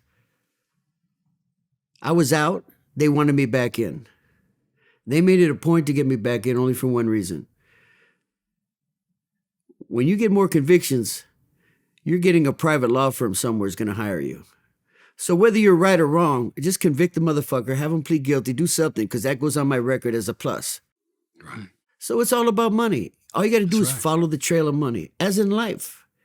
It's so sad because you have kids that go to prison nowadays that shouldn't be in prison. You say, well, how is that so? Because you have hungry, racist, and I say racist because I have to say that. Every brown child, every black child, I tell you, 40 years in the penitentiary, I've never seen a millionaire in prison. I never saw a rich white person in prison in 40 years, or a rich brown person or black. The only dude I was in the penitentiary with that had money was Hollywood Henderson. That's the only dude I ever met that had money. Why is that so? Because they make it a fact, a point, to put their boot down on anything that's other than white. And I'll say that to the day I die. Because I saw it. I saw it when I fought, when I did my Quorum Nobis and my Vovices. It took an Italian Judge Falcone to release me. You know what I mean? It took a black lady, Gladys, who was the clerk, that told my wife every time I fought, oh, don't worry, tell that child we're doing all we can. It was real people. But you have a racist system. It's been racist since the beginning. That's right. And anybody that says it's not, well, then I'm telling you, I was in prison. San Quentin, Folsom, Soledad, Corcoran, G, Nevada, New Mexico. How come I never saw a rich guy in prison? Riddle me that. Because if you got money, you don't go to jail. This is true, sir. So when they came at me, I knew I was destined for, I knew it. When that woman came after me and I'm sitting here getting 10, 20, I'm living large. I knew. And then Frankie said, they're sending you back to prison. And in 2004, they overturned my release, sent me back to prison in the hole. And from 2004 till 2017, I was in the depths of hell. Again. And the warden was told, the federal government said to put you under the prison. Forget about you. The warden told me that. And I was like, oh, hell no. And they gave me a new prison number. They took my B number and gave me a C number. And it took me 10 years for the attorney general and 2 administrations to change, Arnold Schwarzenegger, and for an attorney general to say, oh yeah, give him back his original number, bring him to the parole board. Then I filed the writ and I demanded that they show cause why I shouldn't be released. I was in there with my good friend, Mr. Stevens, Rick Stevens, the founder of Tower of Power. You're still a young man. That was my boy. And he got out right before me. And I filed again. And the United States, right here, the Supreme Court ordered the California Department of Corrections to show cause why this man should not be released. And I was released. So I've been through it, But damn, man, we're here today, baby. I mean, we can't keep looking back. We got to look forward, man. That's right. Currently, you still helping the kids. You still giving them opportunity. You still trying to show them a different light, a different way. This ruthless city. Is it Ruthless City Records? Tell me about Ruthless City Records, 560. What it is, my brother, is I took bad Boxers Against Drugs. I took the money from Bamboozled, the book I wrote while I was in prison. And every penny I get, I put into Root the City Records. It's out of the Long Beach, out of the LBC. It's not only Snoop that comes out the LBC. We got some really talented young kids that are putting tracks down. They're on all platforms right now if you look. And we're doing it. We're doing it on a shoestring. Carlos, the father, the man's a mechanic for Toyota. He goes to work at 7 in the morning, comes home at 7 at night. I go to the house. We check the tracks. You know, and I wanted to tell all the young talent out there, you know, go to Root the City Records. Go to Root the City 506. We're right there on Instagram. We're on every platform there is. And if your music is good, if you think that you want to be it, send it to us. Let's see if we could help you. That's what it's about. Well, you're making any money? Haven't made a dime. I'm hoping DJ Pooh, I'm hoping somebody says, hey, I remember the champ. Let me check these kids out. Right. I believe in Root the City Records because it's me. I'm the CEO. It's me. And whatever extra money that I get, I give. And that's, like I told you, my brother, that's what it's about.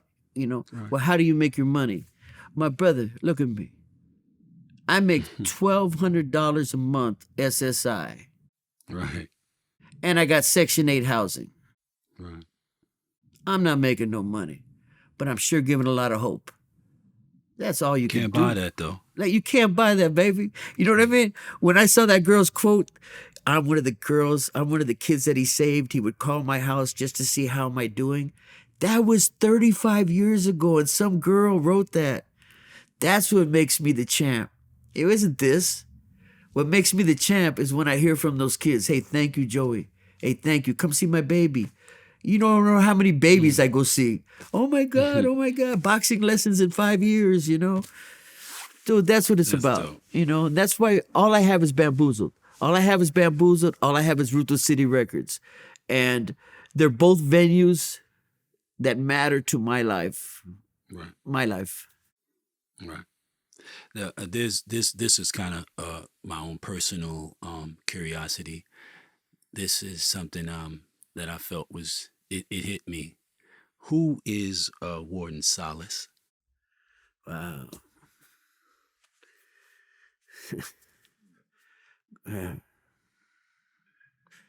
Tell him.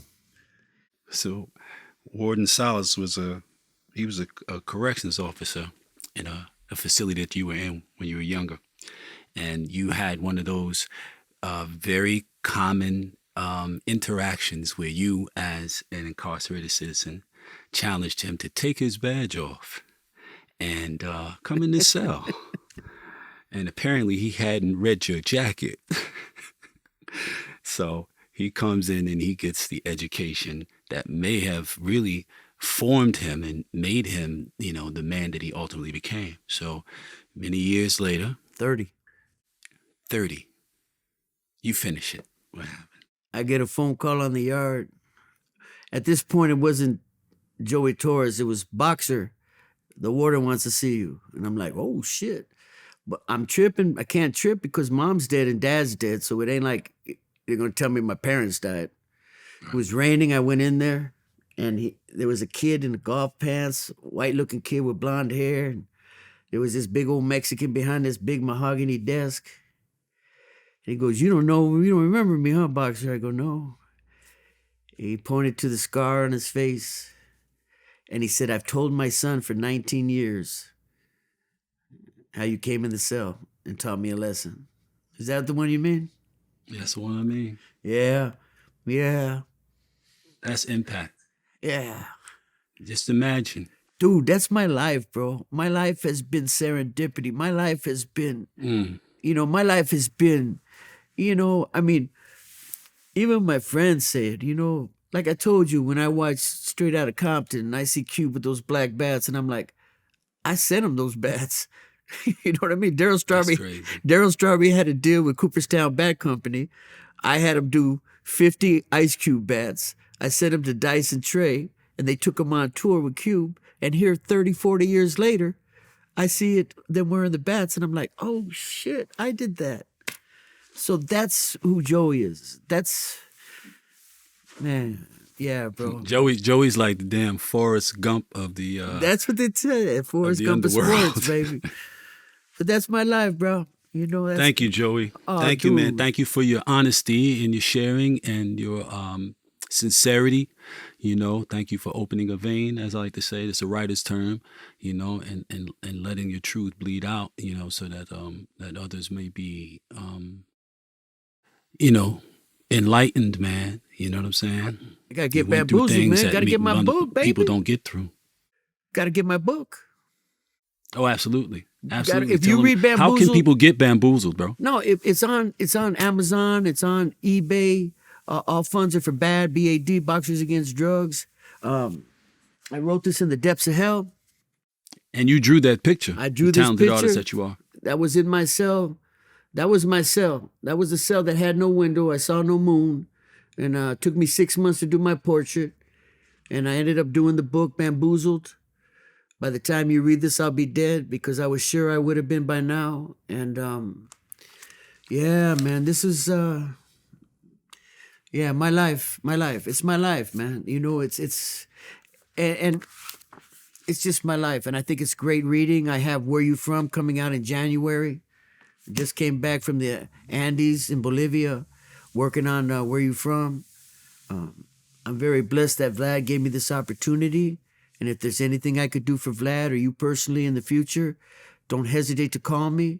If we could touch one life, just one. Just do one at a time. We're good.